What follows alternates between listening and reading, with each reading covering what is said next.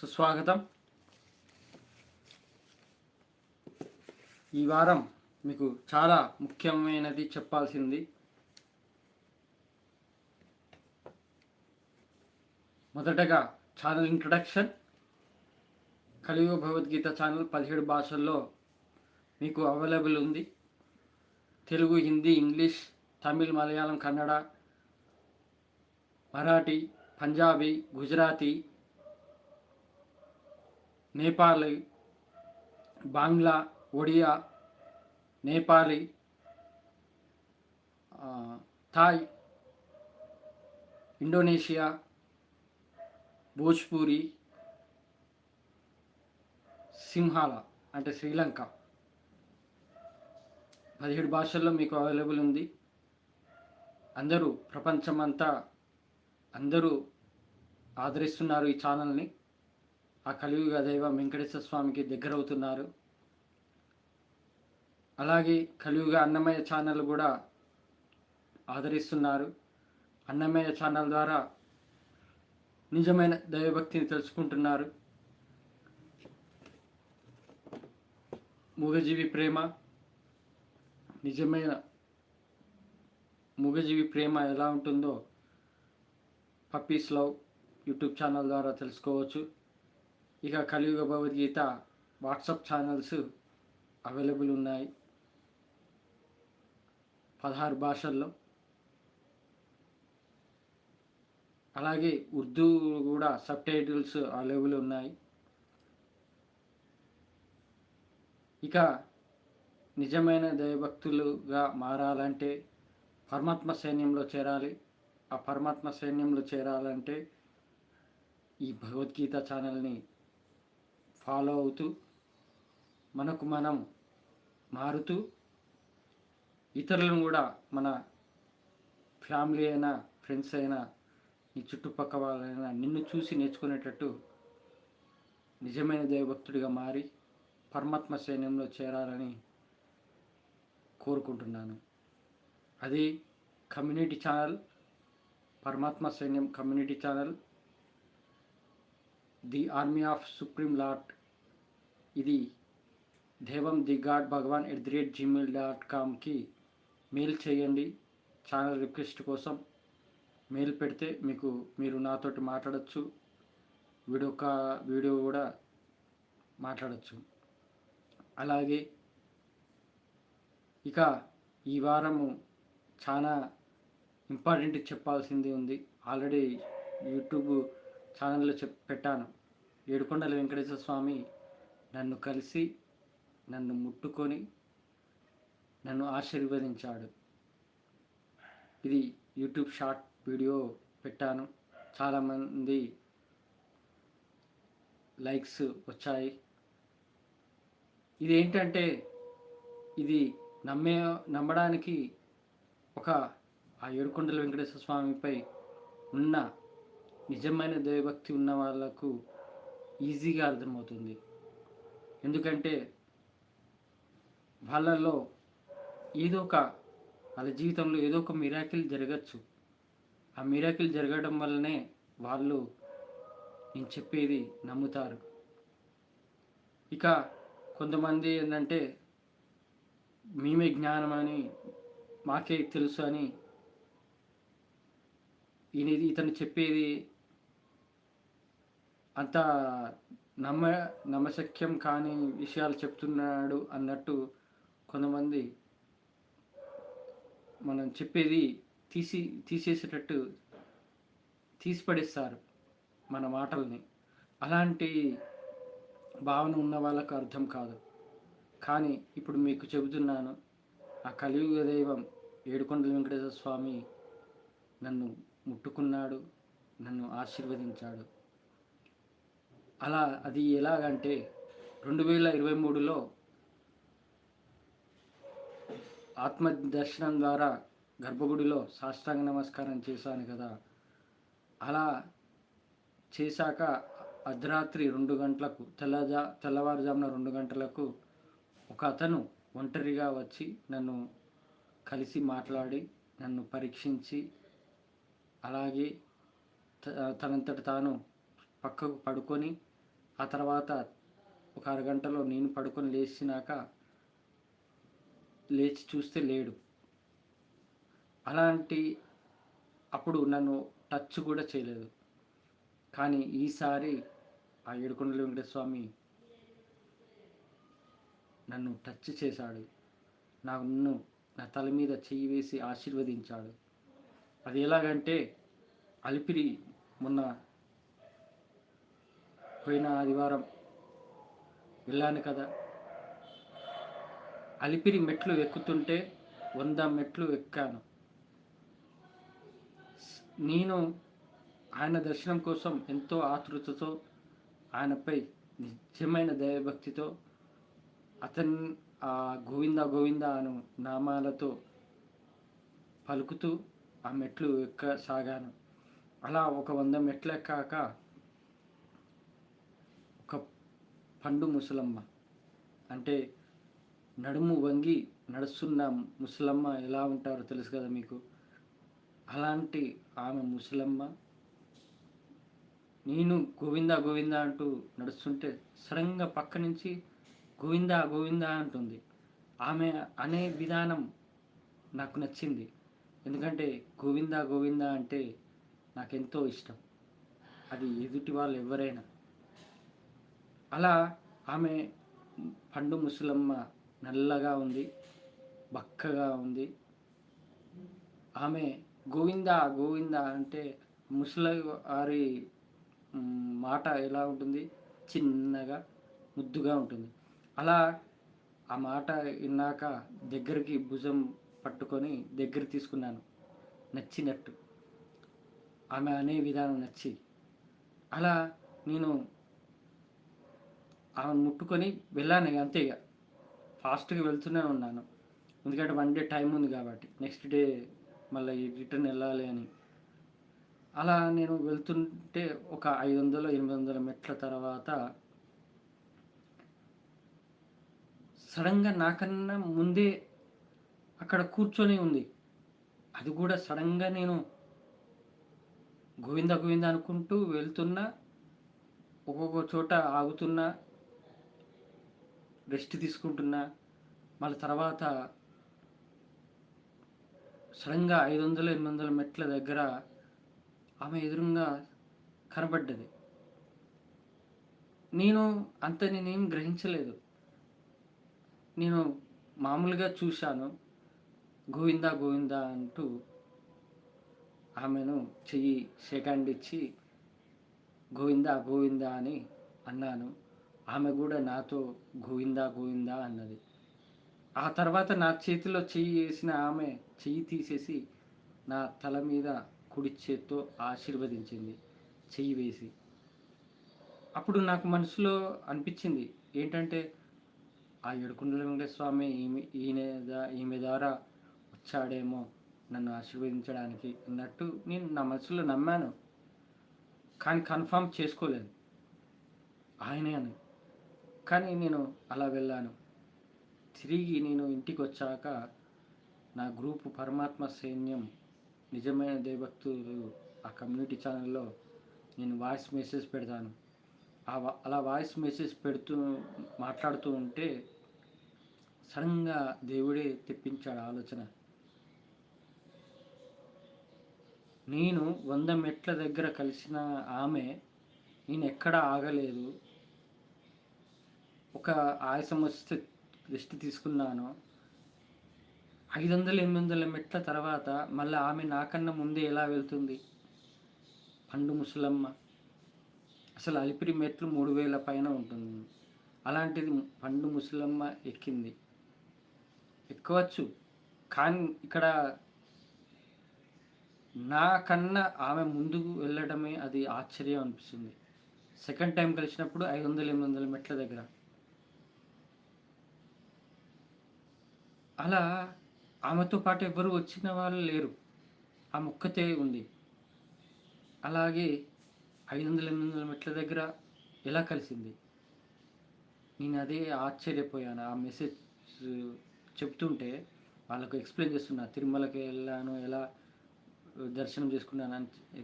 ఈ మెట్ల మార్గంలో జరిగిన ముసలమ్మ గురించి చెబుతుంటే అప్పటికప్పుడే థాట్ వచ్చింది. ఆ దేవుడు ఆలోచన తెప్పించాడు. 100 మెట్ల దగ్గర కలిసిన ఆమె 500, 800 మెట్ల దగ్గర సడన్గా నాకన్నా ముందే ఎలా వెళ్తుంది అనే ఆలోచనతో అప్పుడు నాకు అర్థమైంది. ఆ వెంకటేశ్వర స్వామి ముసలమ్మ రూపంలో వచ్చి నాకు ఇష్టమైన గోవిందా గోవిందా అంటూ నా దగ్గరకు వచ్చి నన్ను కలిసి చేతిలో చెయ్యి వేసి, అలాగే ఆ చేత్తోనే నన్ను తలపై ఆశీర్వదించి, అలా ఆ ఐడియా వచ్చినాక నాకు ఇంకొకటి కూడా అనిపించింది. ఏమని అంటే,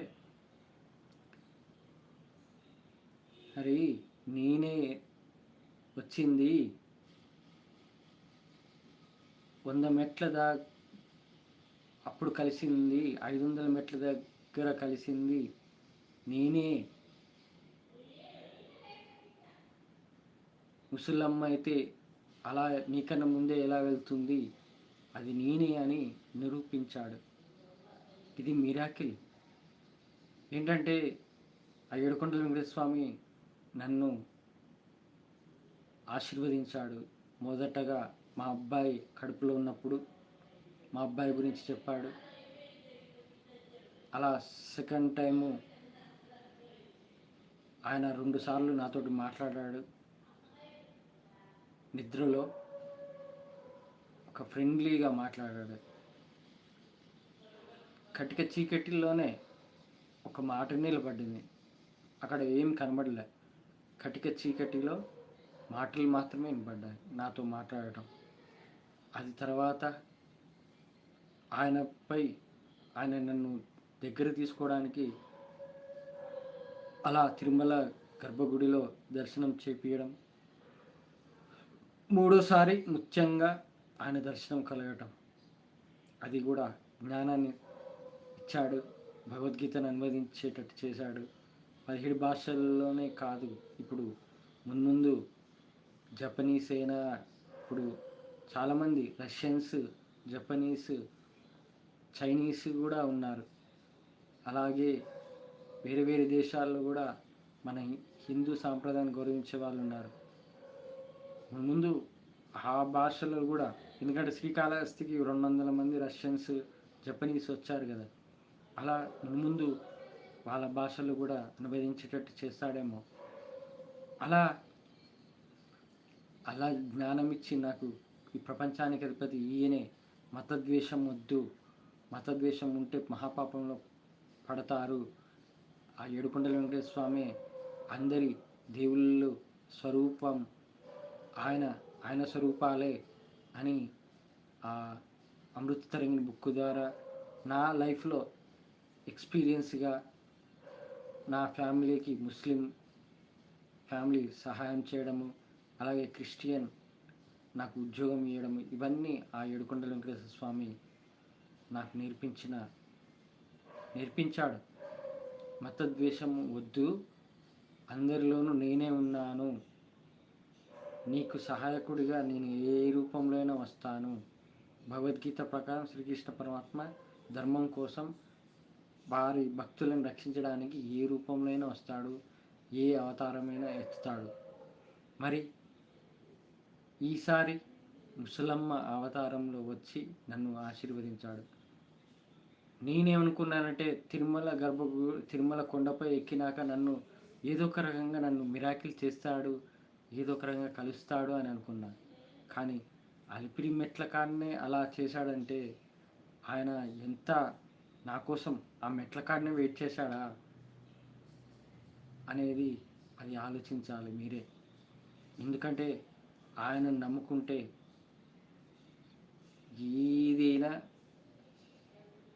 బాధైనా, కష్టమైనా అన్నీ పోతాయి.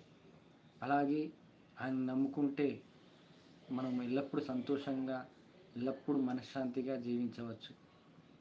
ఇక నేను ఇప్పుడు ఎలా ఉన్నానంటే, ఆ తిరుమల ఆ అలిపిరి సందర్భం ద్వారా నేను ఎలా ఉన్నానంటే, పూర్తిగా ఆయన వైపు వెళ్ళాను. పూర్తిగా ఇంకోటి తెలుసుకున్నాను, మన బ్రెయిన్లో ఆలోచనలు వస్తాయి, కానీ మనము కలి అంటే ఎక్కడో ఏదో ఏదో అని అనుకుంటాము, కానీ మన ఆలోచనలే కలిమాయలో ఉంటాయి. అంటే మనం ఆలోచించే మంచి ఆలోచనలు దైవగుణంతో వచ్చేటివి, చెడు ఆలోచనలు ఆ కలిమాయ ద్వారా వచ్చేటివి. ఇప్పుడు నేను తెలుసుకున్నాను ఏంటంటే, నాలో ఆ కలిమాయ వల్ల ఏదైనా చెడు ఆలోచన వచ్చినా, చెడు ఆలోచనలు వచ్చినా వాటిని తొలగించడానికి ఈజీగా ఆ ఏడుకొండల వెంకటేశ్వర స్వామి గోవిందనామం ఉంది. అందుకే ఇప్పుడు నేను ఇలాంటి చెడు ఆలోచన నుంచి ఈజీగా బయటపడుతున్నాను. పూర్తిగా నా పని ఏంటో నేను చేసుకుంటున్నాను. దైవ కార్యము, అలాగే నా ఉద్యోగము, నా భార్య పిల్లలతో సంతోషంగా ఉండడము, అసలు వాళ్ళే ఆశ్చర్యపోతున్నారు ఇప్పుడు నేను ఎలా మారానని. అలాంటిది ఆ ఏడుకొండల వెంకటేశ్వర స్వామి దయ వల్ల మీకు కూడా అంతా మంచి జరగాలి, నాలాగా నిజమైన దైవభక్తుడిగా మారాలి. ఇంకా మున్ముందు చాలా తెలుసుకునేది ఉంది. ఆ ఏడుకొండల వెంకటేశ్వర స్వామి నా ద్వారా మీకు తెలియజేస్తాడు. ఇక ఈ వారం కలియుగ భగవద్గీత భాగం చాప్టర్ 4, చాప్టర్ 3లో మనము నేర్చుకున్నది జ్ఞానం యోగి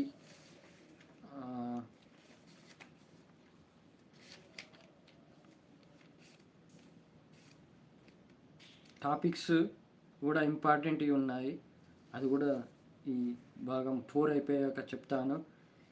ఇంద్రియాలు, మనస్సు, బుద్ధి, ఆత్మ గురించి తెలుసుకున్నాము మన చాప్టర్ 3లో. ఇప్పుడు చాప్టర్ 4 మొదలు పెడుతున్నాను. శ్రీకృష్ణ మాట: అర్జున, నేను ఈరోజు అసలు భగవద్గీత వినడము చాలా అదృష్టం. అలాంటిది భగవద్గీత వినడానికి సంశయించడము చాలా తప్పు. ఎందుకంటే ఈ జన్మకు, మానవ జన్మకు భగవద్గీత దగ్గర అవడం అంటే అది ఎంతో అదృష్టమై ఉండాలి, ఎంతో పుణ్యం చేసి ఉండాలి. అలాంటిది భగవద్గీత అంటే దూరం పోయే వాళ్ళను నేను చూసి బాధపడతాను. ఎందుకంటే అమాయకులని. నేను ఒకటి చెప్తాను, ప్రపంచమంతా ప్రజలందరూ ఉన్న వాళ్ళందరూ అమాయకులే. ఆ భగవద్గీతను తెలుసుకోకుండా, భగవద్గీత నేర్చుకోకుండా ఉన్న వాళ్ళందరూ అమాయకులే. ఎందుకంటే వాళ్ళు భగవద్గీత ద్వారా తెలుసుకోకుండా వాళ్ళల్లో వాళ్ళే ఏంటి ఆలోచనలు అనేవి డిస్టర్బ్గా ఉండడం వల్ల, అంటే కన్ఫ్యూజన్గా ఉండడం వల్ల జీవితం ఎలా గడవాలి అనేది తెలుసుకోకుండా, భగవద్గీతను వినకుండా వాళ్ళల్లో వాళ్ళే నరకంలో పడిపోతున్నారు. యాక్చువల్లీ నేను చెప్పేది ఏంటంటే, భగవద్గీత వల్ల ఆ దేవుడు నీకు ఖచ్చితంగా తోడుగా ఉంటాడు. ఆ భగవద్గీత ద్వారానే నువ్వు తెలుసుకుంటావు, పరమాత్మను తెలుసుకుంటావు, నీలో ఉన్న దైవశక్తిని బయటకు తీస్తావు. భగవద్గీత వినాలి ఖచ్చితంగా, ముఖ్యంగా యువత. మొదలు పెడుతున్నాను. కృష్ణుడి మాట: అర్జున, నేను ఈరోజు నీకు యోగ విజ్ఞాన శాస్త్రాన్ని బోధించబోతున్నాను. ఇది సూర్యభగవానుడు అయిన వివస్వానుడికి చెప్పాను. సూర్యభగవాన్ పేరు ఆదిత్యాయ అని అంటారు, అరుణాయ అంటారు.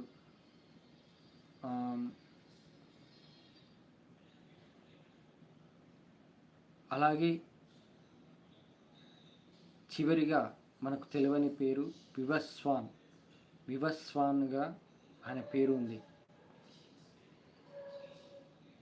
ప్రాచీనమైన పరమ రహస్యమైన ఈ యోగ విజ్ఞాన శాస్త్రాన్ని నేను నీకు తెలియజేస్తున్నాను.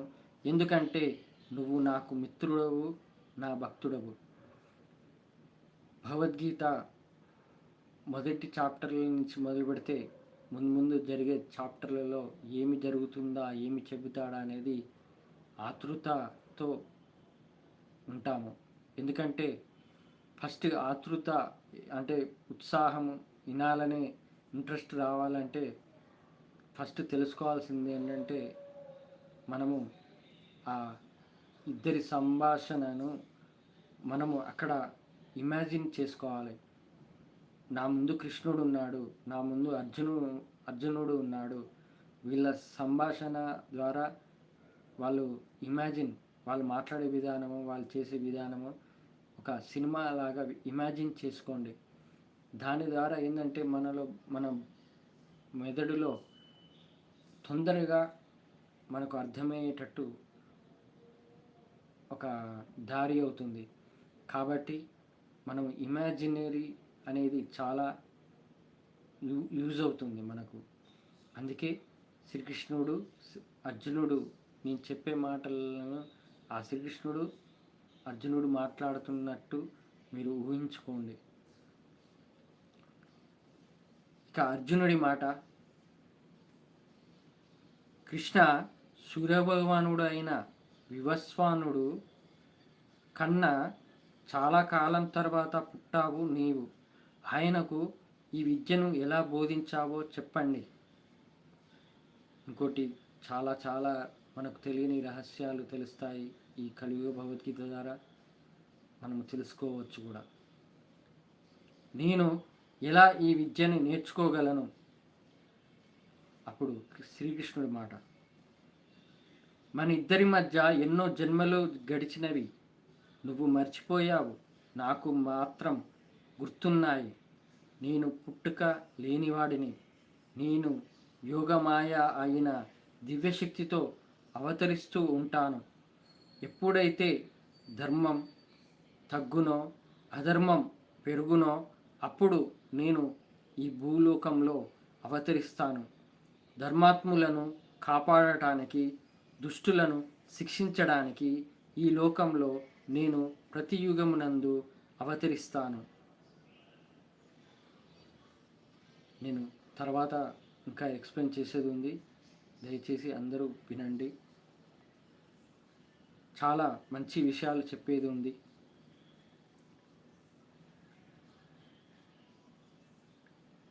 వారి యొక్క జన్మను, కర్మలను సరైన విధంగా పాటిస్తారో వారు చనిపోయిన తర్వాత తిరిగి జన్మను ఎత్తే అవసరం లేదు, నాలోనే కలుస్తారు. కాబట్టి నీవు నీ యొక్క కర్తవ్యం చేయుము. కర్మ అంటే ఏమిటి, అకర్మ అంటే ఏమిటి, వికర్మ అంటే ఏమిటి, ఈ మూడింటి గురించి చెబుతాను. వీటిని తెలుసుకొని అర్థం చేసుకోవడం కష్టమే. ఎవరైతే ఆ కర్మయందు అకర్మను తెలుసుకోగలుగుతారో వారు మానవ జాతిలో నిజమైన బుద్ధి గలవారు.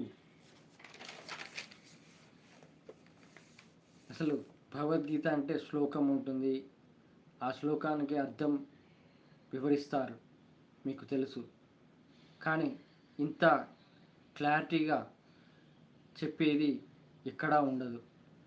ఇది ఆర్పి పట్నాయక్ గారు సంపూర్ణ భగవద్గీతను తెలుగులో అనువదించారు. కానీ ఆయన వాడే పదాలు సంస్కృత పదాలు. అది కొంతమందికి అర్థమవుతాయి, కొంతమందికి అర్థం కావు. కానీ నేను ఆయన తీసుకున్న సంపూర్ణ భగవద్గీత వీడియోని చూసి ఆ పదాలు వచ్చినా కానీ ఆ ఏడుకొండల వెంకటేశ్వర స్వామి నాకు ఎక్స్పీరియన్స్గా నా జీవితాన్ని భగవద్గీతగా మార్చాడు. కాబట్టి నా ఎక్స్పీరియన్స్గా నేను భగవద్గీతను అనువదించాను అచ్చ తెలుగులో. వారు సమస్త కర్మలను చేస్తున్న ఎవరికి యొక్క కర్మలు అకర్మల క్రియలను జ్ఞానాగ్నిలో భస్మం చేశారో అట్టివారు జ్ఞానోదయం అయిన మునిలాగా పండితులు అనబడతారు. ఇటువంటి జ్ఞానులు తమ కర్మంపై మమకారం, ఆసక్తి లేకుండా ఉంటారో వారు ఎల్లప్పుడూ సంతోషంగా ఉంటారు.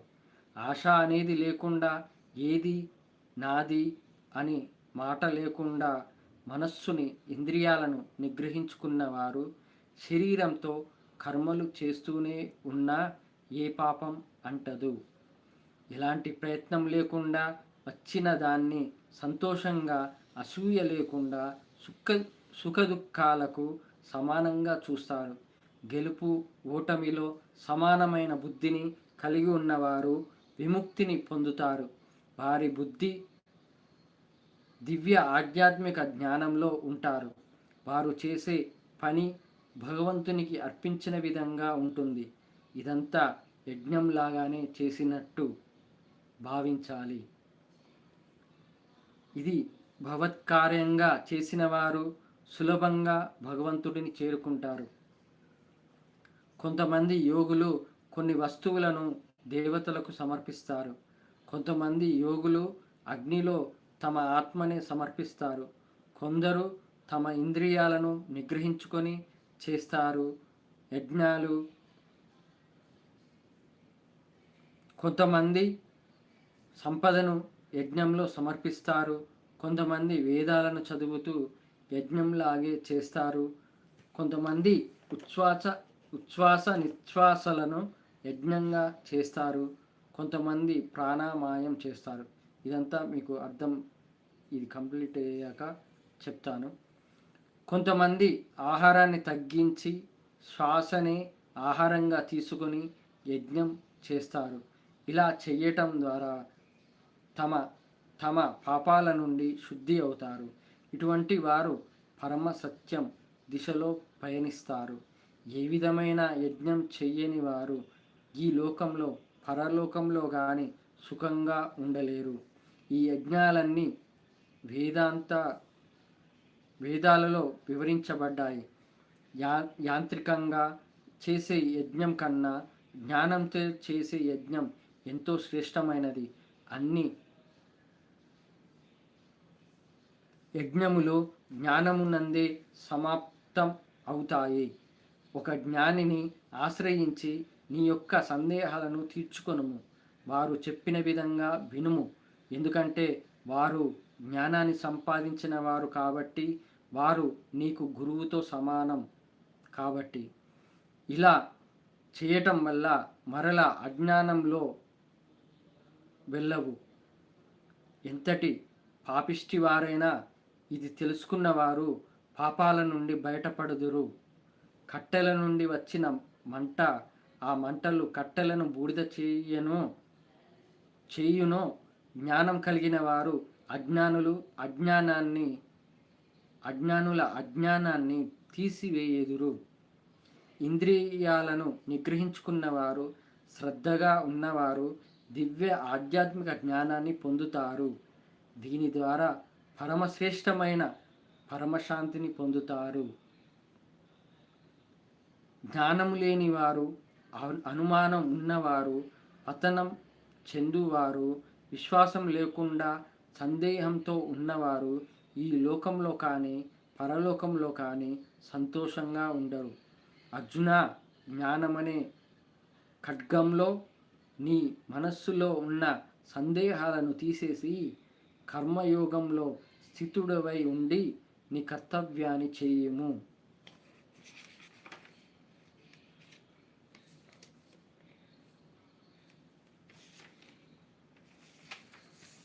ఇది అధ్యాయం 4లో శ్రీకృష్ణ పరమాత్మ అర్జునునికి చెప్పే విధానం. ఇందులో మనము ఏమి నేర్చుకోవాలనేది ఇప్పుడు నేను వివరిస్తాను. మనం తెలుసుకున్నాం సూర్యుడి యొక్క పేరు వివస్వానుడు. నేను ప్రతిరోజు పూజ చేసేటప్పుడు ఆదిత్యాచ సోమాయ మంగళాయ బుధాచ గురు శుక్ర శనిభచ్చ రహవే కేతువే నమః అని జపాకుసుమ సంకాశం కాశపేయం మహాద్యుతిం తమోరిం సర్వపాపగ్నం ప్రణతోస్మి దివాకరం ఈ 2 స్తోత్రాలు చదువుతాను. చదివాక అరుణాయ నమః, ఆదిత్యాయ నమః, అచ్యుతాయ నమః, అలాగే వివస్వాన్ నమః అని అంటాను. ఇది మనము ఆ వివస్వానుడి అయిన సూర్యుడి యొక్క పేరు. ద్వాపర యుగంలో శ్రీకృష్ణుడు అర్జునుడి జన్మలు ఎలా వచ్చాయో అంతకుముందు యుగాలలో వీరిద్దరూ వేరే సందర్భాలలో జన్మలు ఎత్తినవారే. దీన్ని బట్టి ఆలోచిస్తే సూర్యభగవానుడు కూడా బోధించాను అన్నాడు కాబట్టి శ్రీకృష్ణుడు సూర్యభగవానుడి వారు ఏదో ఒక యుగంలో జన్మ ఎత్తినవారే అని తెలుసుకోవాలి. అప్పుడే ఈ యోగ శాస్త్ర విజ్ఞానాన్ని బోధించాడు. ఇప్పుడు శ్రీకృష్ణ పరమాత్మ ఏమన్నాడు, అర్జున నీకు గుర్తుండకపోవచ్చు, ఇంతకుముందు జన్మలో మన ఇద్దరం కలిసి ఉన్నాము అని అన్నాడు. అంటే ఇప్పుడు చాలామంది అనుకుంటారు కృతయుగం, త్రేతాయుగం, ద్వాపర యుగం, కలియుగం. ఇక కలియుగం కంప్లీట్ అయినాక మళ్ళీ ఏమి యుగాలు ఉండవని అనుకుంటారు. కానీ అది కాదు. మహాయుగం అని ఉంది. మహాయుగం అంటే ఈ 4 యుగాలు కలిపితేనే మహాయుగం అవుతుంది. ఈ మహాయుగం నుంచి మున్ముందు తెలుసుకుంటారు భగవద్గీతలోనే. మహాయుగం నుంచి బ్రహ్మ కాలజ్ఞానం, ఒక పూట, ఒక నిమిషం, బ్రహ్మ కాలము ప్రకారం ఒక నిమిషము, ఒక పూట, అది ఒక మహాయుగము. కొన్ని వేల యుగాలు, కొన్ని లక్షల యుగాలు మహాయుగాలు అవుతాయి. అలా యుగము కంప్లీట్ అయినాక ఇంకో యుగం వస్తూనే ఉంటుంది. ఇది ఏమంటారు, సైకిల్గా తిరుగుతూనే ఉంటుంది. ఇలా జన్మ జన్మలు మనం పుడుతూ ఉంటాము, అన్ని యుగాల్లో పుడుతూ ఉంటాము, అన్ని యుగాల్లో మనము అనుభవిస్తూ ఉంటాము. కొంతమంది దైవానికి దగ్గర అవుతారు, కొంతమందికి దుష్టులకు దగ్గర అవుతారు, అంటే రాక్షస గుణంతో ఉంటారు, కొంతమంది దైవగుణంతో ఉంటారు. ఇక ఇలాగే శ్రీకృష్ణ అర్జునుడు కూడా మనము ద్వాపర యుగమే కాదు, ఇంతకుముందు మహాయుగాలలో ఏదో ఒక యుగంలో శ్రీకృష్ణుడు అర్జునుడు కలిసిన రోజులు ఉన్నాయని శ్రీకృష్ణ పరమాత్మ చెప్పాడు. శ్రీకృష్ణ పరమాత్మకు గుర్తుంది, ఎందుకంటే ఆయన మహావిష్ణు అవతారం కాబట్టి, ఆయన పరమాత్మ కాబట్టి ఆయన గుర్తుంది. కానీ అర్జునుడు సామాన్య మానవుడిగా జన్మించి తనలో ఉన్న శక్తిని, తనలో ఉన్న పరమాత్మను తెలుసుకోవడానికి, ఈ భగవద్గీతను వినడానికి పుట్టాడు అర్జునుడు. అది ఇక సూర్యభగవానుడు కూడా ఏదో ఒక యుగంలో శ్రీకృష్ణ పరమాత్మ వివరించాడు భగవద్గీత గురించి.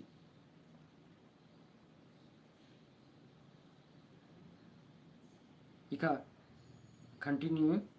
నేను ఆత్మజ్ఞానం తెలుసుకున్న పుస్తకమైన అమృత తరంగిణిలో పదే పదే దివ్యశక్తి అనే మాట వస్తుంది. ఆ దివ్యశక్తి ఈయనే. ఇప్పుడు ఇక్కడ శ్రీకృష్ణ పరమాత్మ చెప్పాడు,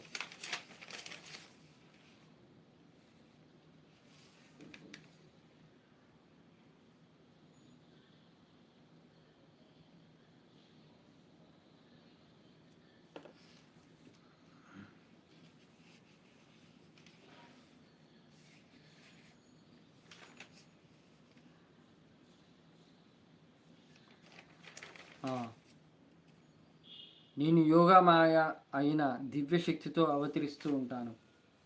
కానీ మీకు ఒక విషయం చెప్పాలి, అసలు దివ్యశక్తి అనేది ఇంకోటి ఉంది.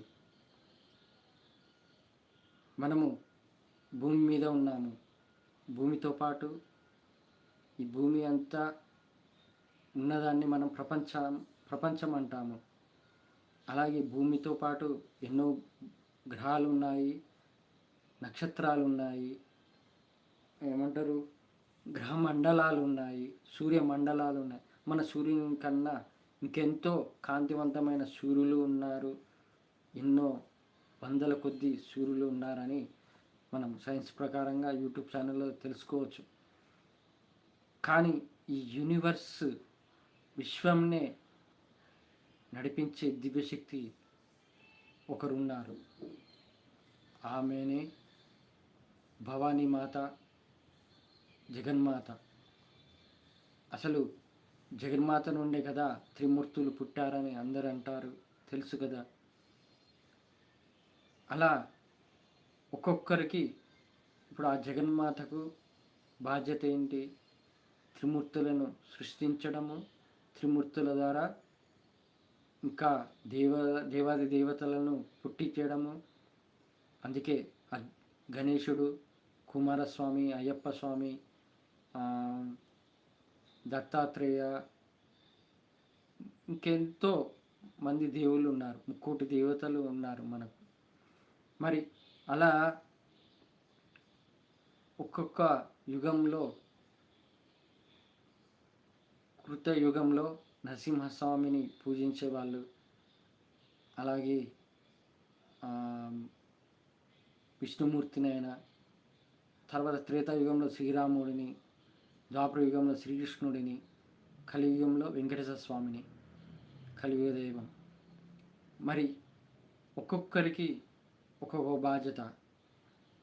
బ్రహ్మకు ఒక బాధ్యతనిచ్చింది, ఒక్కొక్కరి తలరాతను రాయాలి, ఒక్కొక్కరి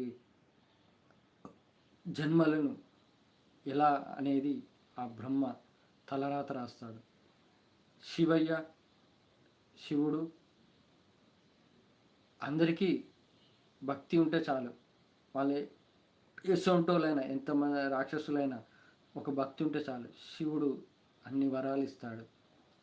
మనం పురాణ గాథలు తెలుసుకున్నాము. హిరణ్యకశిపుడైనా ఇంకే ఎవరెవరో రాక్షసులు పుట్టిన వాళ్ళందరికీ శివుడు వరాలు ఇస్తాడు. అలాంటి ఆ దేవుడు శివయ్య వరాలు ఇస్తాడు. కానీ విష్ణుమూర్తి ఉన్నాడే, విష్ణుమూర్తి అతను శివయ్య ఇచ్చిన వరాలను మంచిదైతే ఓకే, చెడు అయితే ఆ రాక్షసుల లాంటి వాళ్ళను సంహరించడానికి ఈయన ఎన్నో అవతారాలు ఎత్తుతాడు. అవతారాలు ఎత్తి వాళ్ళను సంహరిస్తాడు. బెస్ట్ ఎగ్జాంపుల్ హిరణ్యకశిపుడు, ప్రహ్లాదుడు లాగా వాళ్ళ మధ్య జరిగిన సందర్భం అందరికీ తెలుసు. ప్రహ్లాదుడు లాంటి నిజమైన దైవభక్తిని, హిరణ్యకశిపుడు లాంటి లోపల ఉన్న అహంకారము, నా దేవుడే గొప్ప, నేనే గొప్ప అని అనడము, అది మన కృతయుగం ద్వారా తెలుసుకోవచ్చు. ఇక ఆ మహావిష్ణు అవతారాలే ప్రహ్లాదుడైనా అవ్వచ్చు, శ్రీరాముడైనా, శ్రీకృష్ణుడైనా, ఈ కలియుగ దైవం వెంకటేశ్వర స్వామి అయినా. మరి ఈ వెంకటేశ్వర స్వామికి బాధ్యతనిచ్చింది ఏంటంటే, ధర్మంని నిలబెట్టడానికి ఆయన 7 కొండలపైన ఉన్నాడు. మనల్ని రక్షించడానికి, మనం చేసుకున్న పాపాలను హరించడానికి ఆయన ఉన్నాడు. ఆయన ఏమంటున్నాడంటే, మీరు ఈ కలి మాయలో పడి ఎన్నో పాపాలలో పడిపోతున్నారు, మీరు నన్ను ఆశ్రయించండి, నన్ను శరణు వేడండి, నా పాదాలను ముట్టుకోండి, నా పాదాలను శరణు వేడితే నేను ఈ చేత్తో రక్షిస్తాను, దగ్గర తీసుకుంటాను అని అర్థం. మరి ఆయన దగ్గరకు వెళ్ళాలంటే మనం చేయాల్సింది ఏంటి? భగవద్గీత. ఎందుకంటే శ్రీకృష్ణ పరమాత్మ మహావిష్ణువు స్వరూపమే, వెంకటేశ్వర స్వామి మహావిష్ణువు స్వరూపమే. ఏదైనా కానీ శ్రీకృష్ణుడు చెప్పినైనా, శ్రీరాముడు చెప్పిన, వెంకటేశ్వర స్వామి చెప్పిన ఆ మహావిష్ణువు అవతారాలే. కాబట్టి మనము ఆ శ్రీకృష్ణ పరమాత్మ చెప్పిన భగవద్గీతను ఆచరిస్తే ఆ వెంకటేశ్వర స్వామికి మనం దగ్గర అయినట్టే. అందుకే దివ్యశక్తిగా మనకు ఇప్పుడు నేను నా ఎక్స్పీరియన్స్గా చెప్తాను. నాతోటి ఇంకా ఎన్నో చేపిస్తాడు ఎన్నో చేయిస్తాడు. ఆయన ఏదో ఉంది కాబట్టే నాకు అన్నీ ఒక్కొక్కటి ఎక్స్పీరియన్స్గా నేర్పిస్తున్నాడు. బయట లోకంలో జరిగేటి నేర్చుకో, చూడు, ఎవరిని ఎలా మార్చాలి, ఎవరిని ఇలా చేస్తే బాగుంటుంది, ప్రపంచ ప్రజలు ఎలా ఉంటే బాగుపడతారు, సంతోషంగా ఉంటారు అనేది కూడా అంతా నా మైండ్లో ఉంది. కానీ దాన్ని ఆచరించాలంటే కొంత టైం పడుతుంది. షార్ట్కట్గా చెప్పమంటే చెప్తాను.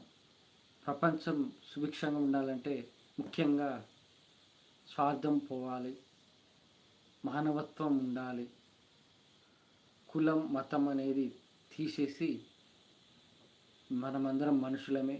ఆ ఏడుకొండల వెంకటేశ్వర స్వామి మనల్ని సృష్టించాడు. మనకు ఇవన్నీ ఇచ్చేటి, నీకు అవసరానికి అన్నీ ఇచ్చేటి ఆ వెంకటేశ్వర స్వామి. మరి ఆయన ఇస్తున్నాడు, మనము తీసుకుంటున్నాము, మనము ఇలా జీవిస్తున్నాము.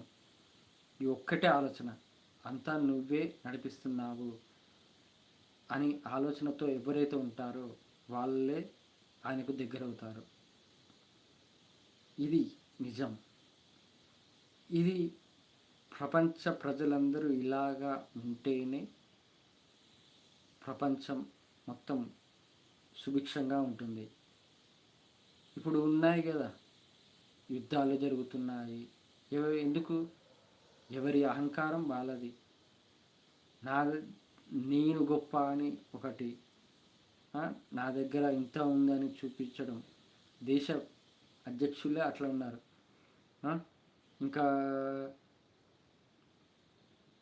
సమాజంలో ఘోరమైనవి రేప్స్, అత్యాచారాలైన, హత్యలైన ఇవన్నీ కలిమాయలో ఉండడం వల్లనే. వాళ్ళలో మానవత్వం లేదు. అలాగే వాళ్ళలో ఉన్న శక్తిని, పరమాత్మను తెలుసుకోలేరు. కాబట్టి ఇది మున్ముందు మీరు ఇంకా నా ద్వారా తెలుసుకుంటారు ఖచ్చితంగా. ఆ ఏడుకొండల వెంకటేశ్వర స్వామిపై నాకు నమ్మకం ఉంది.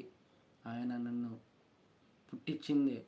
ఆఖరికి నేను చెబుతున్నాను, శ్రీకృష్ణ పరమాత్మ రచించిన, విశ్వపతి గారితో రచించిన శ్రీకృష్ణ దర్శనం బుక్ ద్వారా శ్రీకృష్ణ అంశతో పుట్టానని నేను ఆయన వెంకటేశ్వర స్వామి తెలియజేశాడు. ఆ శ్రీకృష్ణ పరమాత్మతో అంశతో పుట్టాను కాబట్టి నేను చిన్నప్పటి నుంచి ధర్మంగా, నీతిగా, నిజాయితీగా, అలాగే భగవద్గీతను అనువదించడం కూడా అది ఆ శ్రీకృష్ణ అంశంతో ఉండడం వల్లనే ఇలా జరుగుతుంది. నేను ఎవరికి భయపడను. అలాగే నా ప్రాణం మీద కూడా తీపి లేదు. దేనినైనా ఎదిరిస్తాను. అది అధర్మం అణిచివేయడానికి. ధర్మం కోసమే జీవిస్తాను, ధర్మం కోసమే పోరాడతాను. ఓం నమో వెంకటేశాయ నమః. ఇక నేను ఆత్మజ్ఞానం తెలుసుకున్నాను కాబట్టే ఆ దివ్యశక్తి నాలో ఉందని తెలుసుకున్నాను. ఆ వెంకటేశ్వర స్వామి నడిపిస్తున్నాడని తెలుసుకున్నాను. ఆత్మజ్ఞానం అంటే నేను ఇప్పుడు చెప్పాను కదా, అంతా నువ్వే నడిపిస్తున్నావు, అంతా నీదే, ఈ శరీరం కూడా నీదే, నేను నిమిత్త మాత్రుడిని అని భావనతో ఉన్న వారే ఆత్మజ్ఞానం. అలాగే ఆత్మ ఎలాంటిది, ఆత్మకు ఎలాంటి పుట్టుక చావు ఉండదని తెలుసుకోవాలి. అలాగే మనలో ఆత్మనే, ఇప్పుడు నెక్స్ట్ టాపిక్ చెప్తాను, ఆత్మ, జీవాత్మ, పరమాత్మ. దీని గురించి మీకు నెక్స్ట్ టాపిక్ చెప్తాను. ఇక కంటిన్యూ. ఈ ఛానల్ పెట్టడం కూడా ఒకరిలో అజ్ఞానాన్ని తొలగించడానికి అని నేను భావిస్తున్నాను. ఎందుకంటే నా ద్వారా ఆ ఏడుకొండల వెంకటేశ్వర స్వామికి, ఆ ఏడుకొండల వెంకటేశ్వర స్వామి భక్తులు ఎంతోమంది ఉన్నారు. పరమాత్మ సైన్యం లాంటి జనాలు ఉన్నారు. ధర్మం కోసం ప్రాణాన్ని అర్పించడానికైనా ప్రజలు ఉన్నారు. కానీ ఆ ఏడుకొండల వెంకటేశ్వర స్వామికి దగ్గరయ్యి దైవ బలాన్ని తెచ్చుకోవాలి. దైవం బలం ఉంటేనే నడుస్తుంది. ఇప్పుడు కొంతమంది ఉంటారు ఏంటంటే,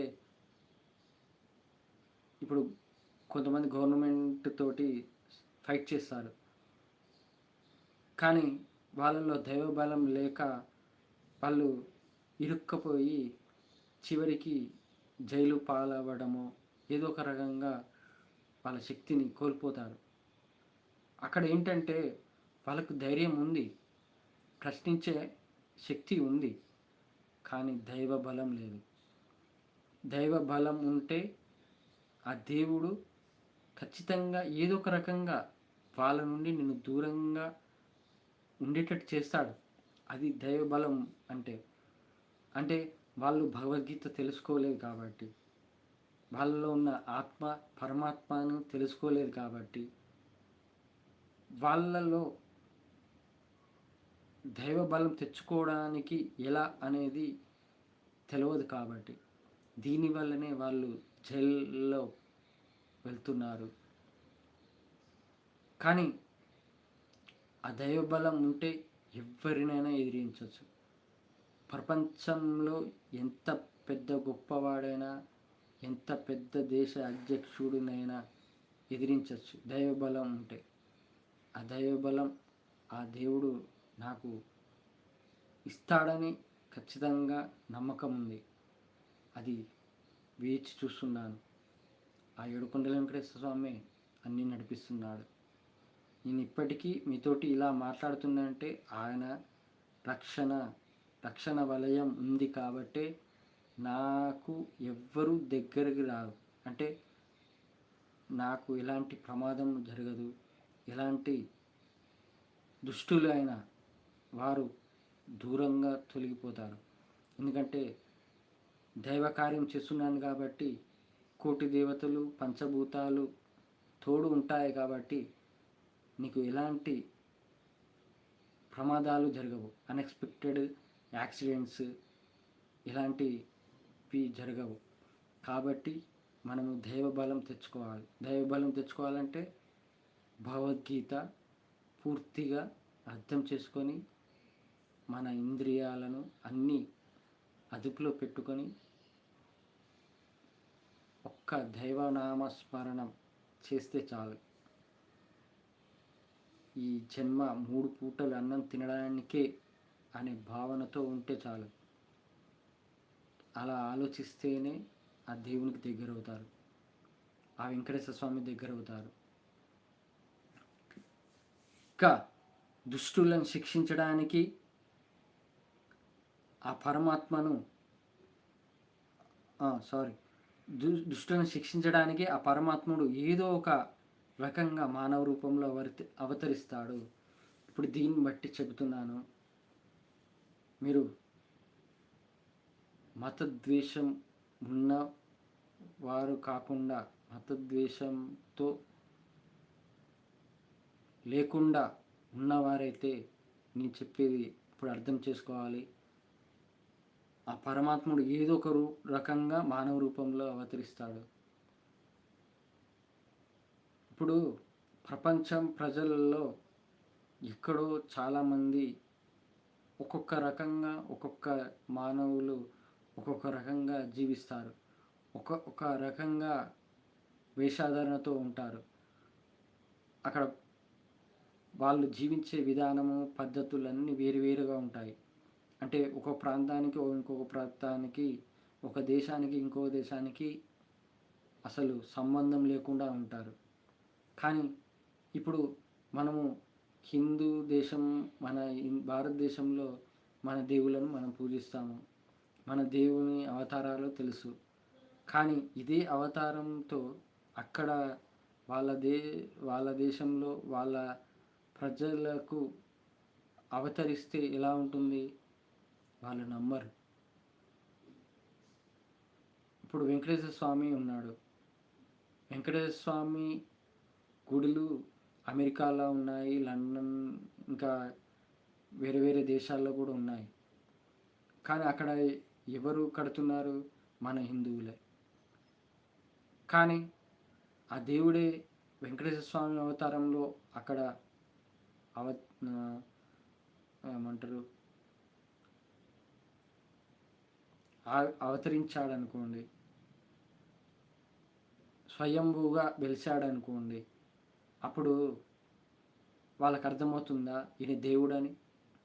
తెలియదు.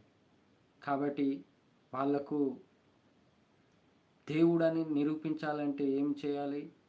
ఇప్పుడు గిరిజనులు ఉన్నారు, అడవిలో గిరిజనులు ఒక చెట్టును పూజిస్తారు, ఒక బండరాయిని పూజిస్తారు, ఒక చెక్కను పూజిస్తారు, మన మేడారం సమ్మక్క సారక్క గద్దెలను పూజించినట్టు అలా పూజిస్తారు. ఎందుకంటే వాళ్ళకు ఆ దేవుని రూపం అక్కడనే కనబడుతుంది కాబట్టి.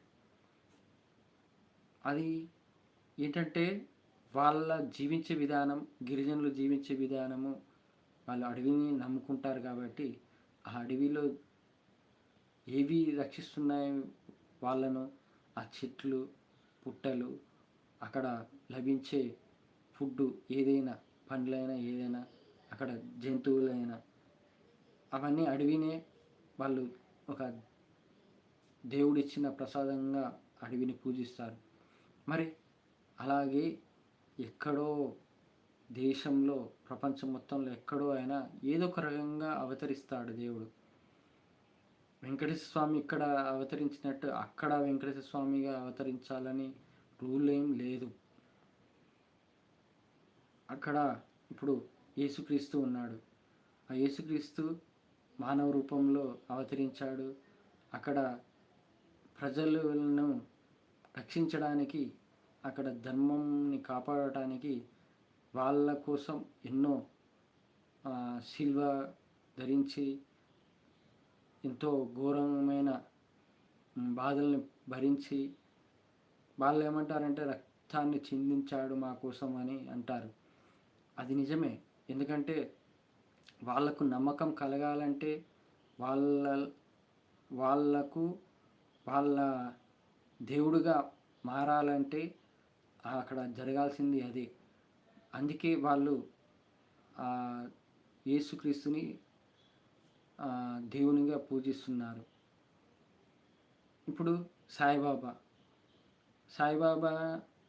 ఇప్పుడు ముస్లిం అతనని కొంతమంది ప్రచారం చేసి వారణాసిలో బ్యాండ్ చేసి ముస్లిం అతనని బ్యాన్ చేశారు.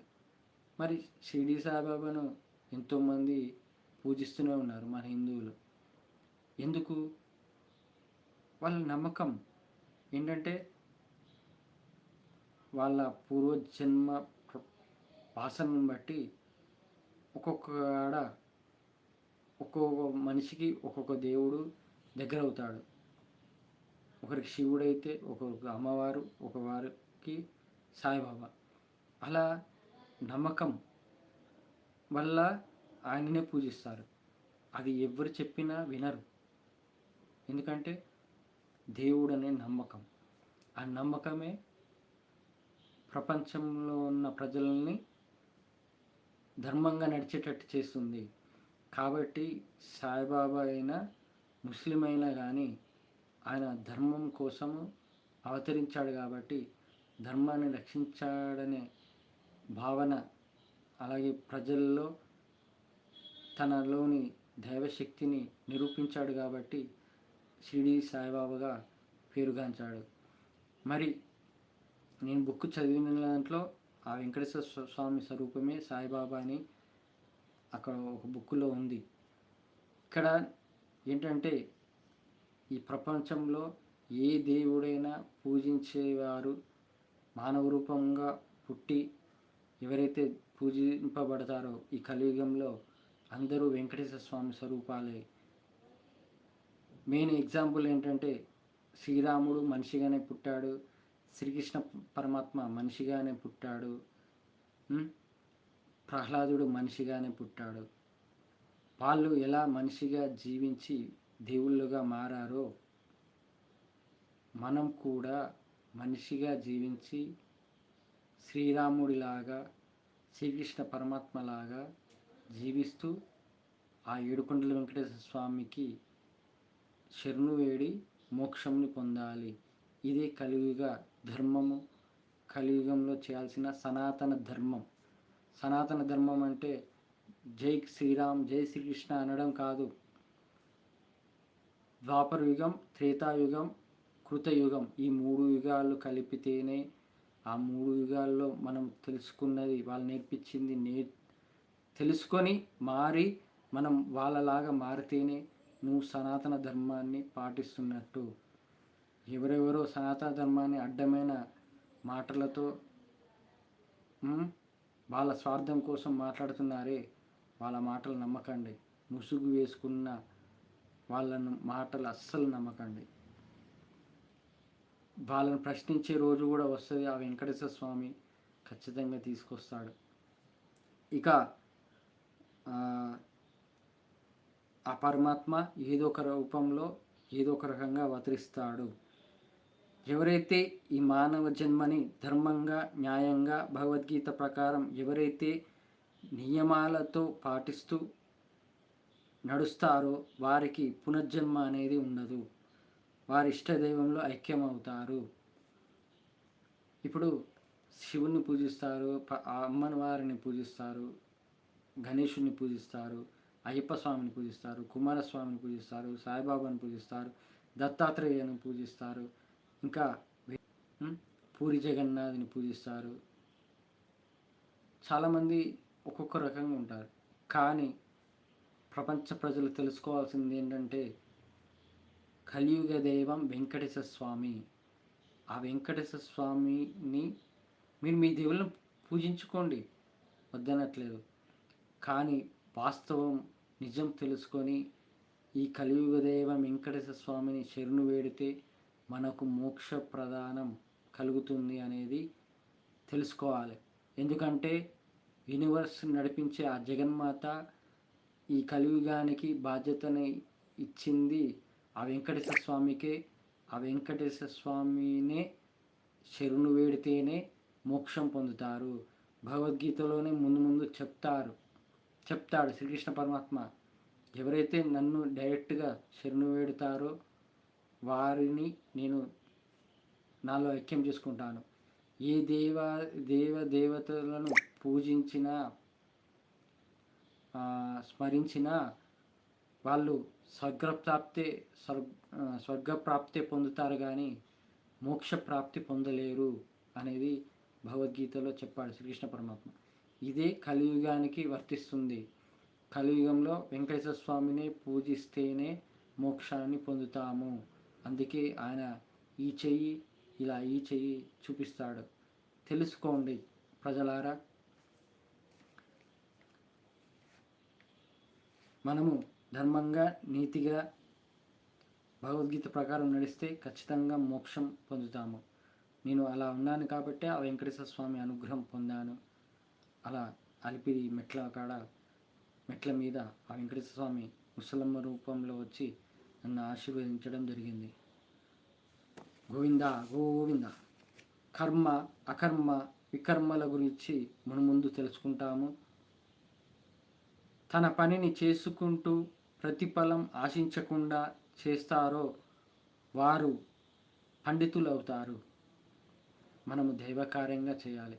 నీవు చేసే ఉద్యోగమైన, నీ యొక్క వ్యాపారమైన నాకు ఆ దేవుడు ఇచ్చాడు. ఇది ఎలా రావాలంటే నువ్వు ఈ కుర్చీ, ఈ షర్ట్, నువ్వు కరెంటు, ట్యూబ్లైట్, ఫ్యాను, ఇవన్నీ ఎవరు సృష్టించింది? ఒక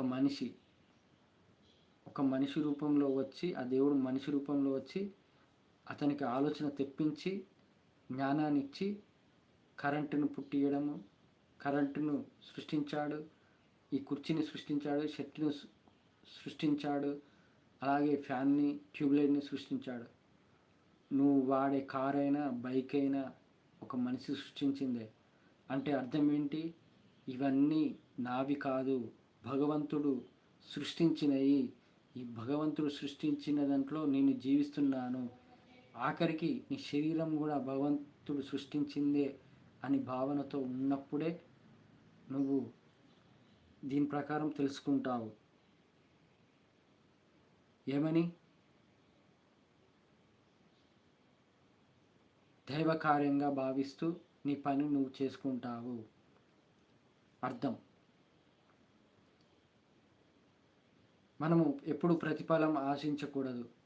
ఇప్పుడు ఉద్యోగం చేస్తుంటారు, వ్యాపారం చేస్తుంటారు, లాభాలు రావట్లేదని వ్యాపారస్తుడు, ఇంకోటి ఉద్యోగంలో ప్రమోషన్స్ రాలేదని, ఇంకోటి ఇంక్రిమెంట్ రావట్లేదని బాధపడుతుంటారు.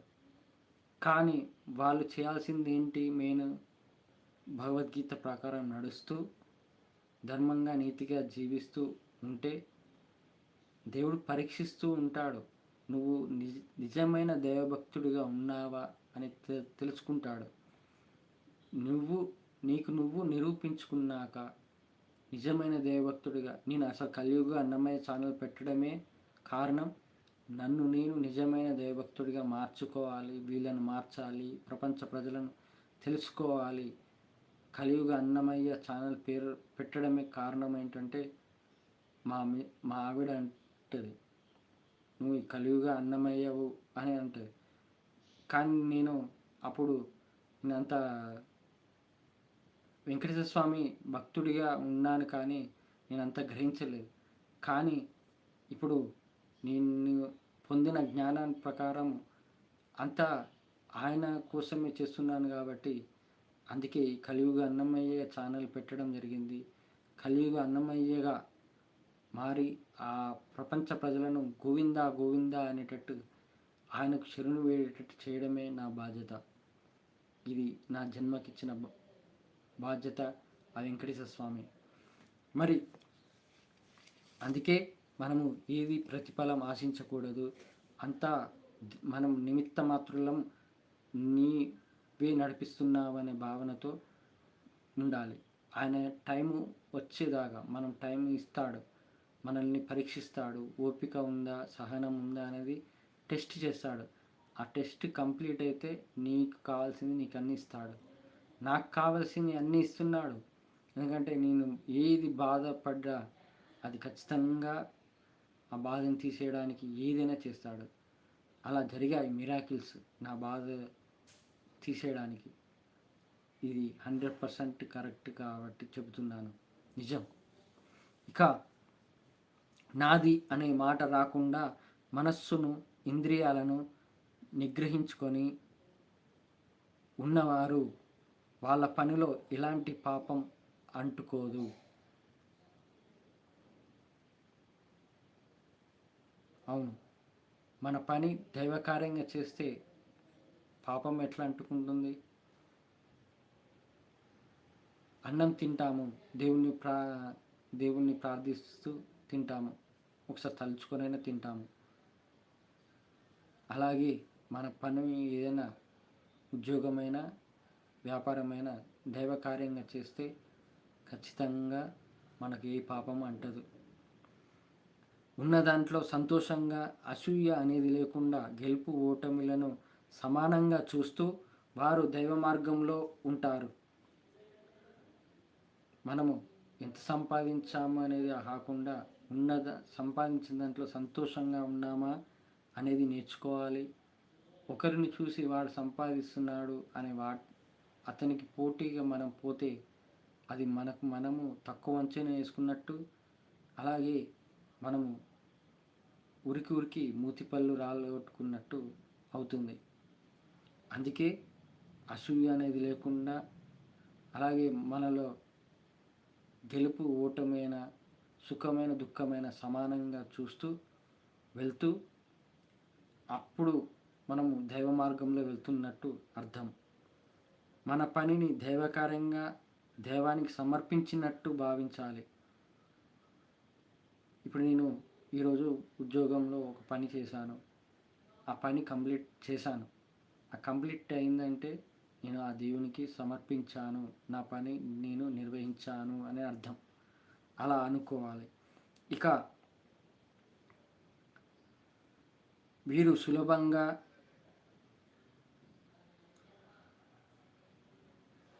ధైర్యం చేసి ఒక పని మొదలు పెడతారు. అది మంచిగా జరిగితే సంతోషం, అది చెడు జరిగితే దుఃఖం. కానీ ఈ రెండింటిని సమానంగా నవ్వుతూ స్వీకరిస్తే, దైవానికి వదిలేస్తే అది దైవ కార్యమే అవుతుంది. ఇప్పుడు నేను ఒకటి చెప్తాను, నా ఎక్స్పీరియన్స్గా చెప్తున్నాను. ఒక చెడు జరిగిందంటే దాని తర్వాత వచ్చే మంచి చాలా సంతోషం ఉంటుంది. అంటే చెడు అంటే చాలా రకాలు ఉన్నాయి. ఇప్పుడు నువ్వు అనుకుంటావు అది కాదు, అది నీకు నెగిటివ్గా అవుతుంది. అప్పుడు ఆ నెగిటివ్ థింకింగ్ అనేది తీసేసి అంతా నా మంచికే అనుకొని దానికన్నా మించింది నీకు రావచ్చు. ఇవి ఒక ఉద్యోగం ఇంటర్వ్యూ వెళ్తావు, అది రాలేదు. ఇంకో కంపెనీ కాడ వెళ్తావు, అది వచ్చింది. అది రాలేదంటే అర్థం ఏంటి? దానికన్నా మించింది మంచిది రావచ్చేమో, అలా భావించాలి. ఇది సుఖ దుఃఖాలను సమానంగా చూడటం, నవ్వుతూ స్వీకరించడము. ఇప్పుడు నేను నేర్చుకున్నది ఏంటంటే, ఎదుటివారు ఎలా వెళ్తున్నా, వాళ్ళు ఎలా చెడు ఆలోచనలతో చెడు గుణాలతో వెళ్ళినా నేను నవ్వుతూ వెళ్తాను. ఎందుకంటే అతను చేసే విధానం బట్టి ఆ కర్మకు మళ్ళా అనుభవించాల్సింది ఉంటుంది. అంటే నరకంలో పడిపోతున్నావు, నీకు నువ్వు తెలుసుకోకుండా నువ్వే గొప్ప అని ఉంటున్నావు కాబట్టి నీకు నువ్వే నరకంలో పడిపోతున్నావు అని నవ్వు రావటం అన్నట్టు. ఆ శ్రీకృష్ణ పరమాత్మే నవ్వుతాడు. రాక్షసునితో యుద్ధం చేసినప్పుడు కూడా నవ్వుతూ చేస్తాడంట. మనం అలా ఉండాలి. ఇక కొంతమంది యోగులు అంటే పూజారులు మనం యజ్ఞంలో ఉపయోగించే పూజ సామాగ్రి అయినా ఇతర మూలికలు సమర్పించి దైవానుగ్రహం పొందడానికి ప్రయత్నిస్తాము. సీతాదేవి తన ఆత్మను అగ్నిలో పరీక్షించి తనని తను పరీక్షించుకుంది. యజ్ఞంలో ఉపయోగించే నెయ్యితో అగ్నికి సమర్పిస్తూ ఉండటం కూడా దైవానుగ్రహానికి ప్రయత్నించటమే. కానీ ఇలాంటి పూజలు చేయడం అనేది మనము ధర్మంగా నీతిగా జీవిస్తున్నప్పుడే చేస్తేనే దాని ఫలితం వస్తుంది. అధర్మంగా ధర్మంగా జీవిస్తున్నట్టు పూజలు చేస్తే అది బూడిదలు పోసిన పన్నీరే అవుతుంది. అందుకే భగవద్గీత తెలుసుకొని మనం మారితే మనం చేసే పూజలైనా మన కోరికలైనా ఖచ్చితంగా తీరుతాయి. ఇది 100% నిజం.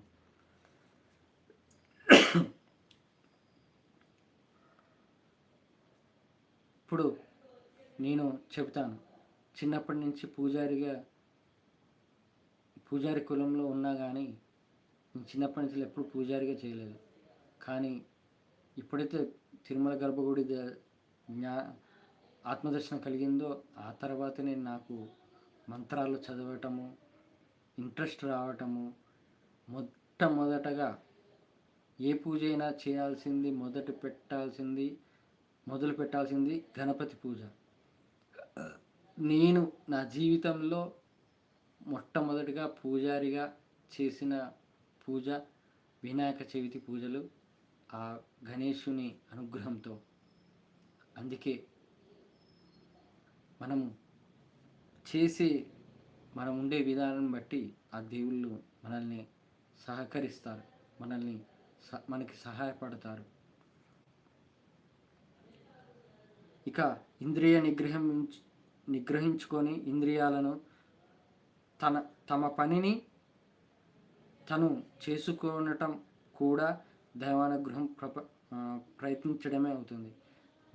దైవానుగ్రహం పొందడానికి తన పని తను చేసుకుంటూ ఇంద్రియ నిగ్రహం అంటే మనం ఉద్యోగంలో చేసినప్పుడు ఎవరో పక్కన వాళ్ళు చెడగొడుతుంటారు.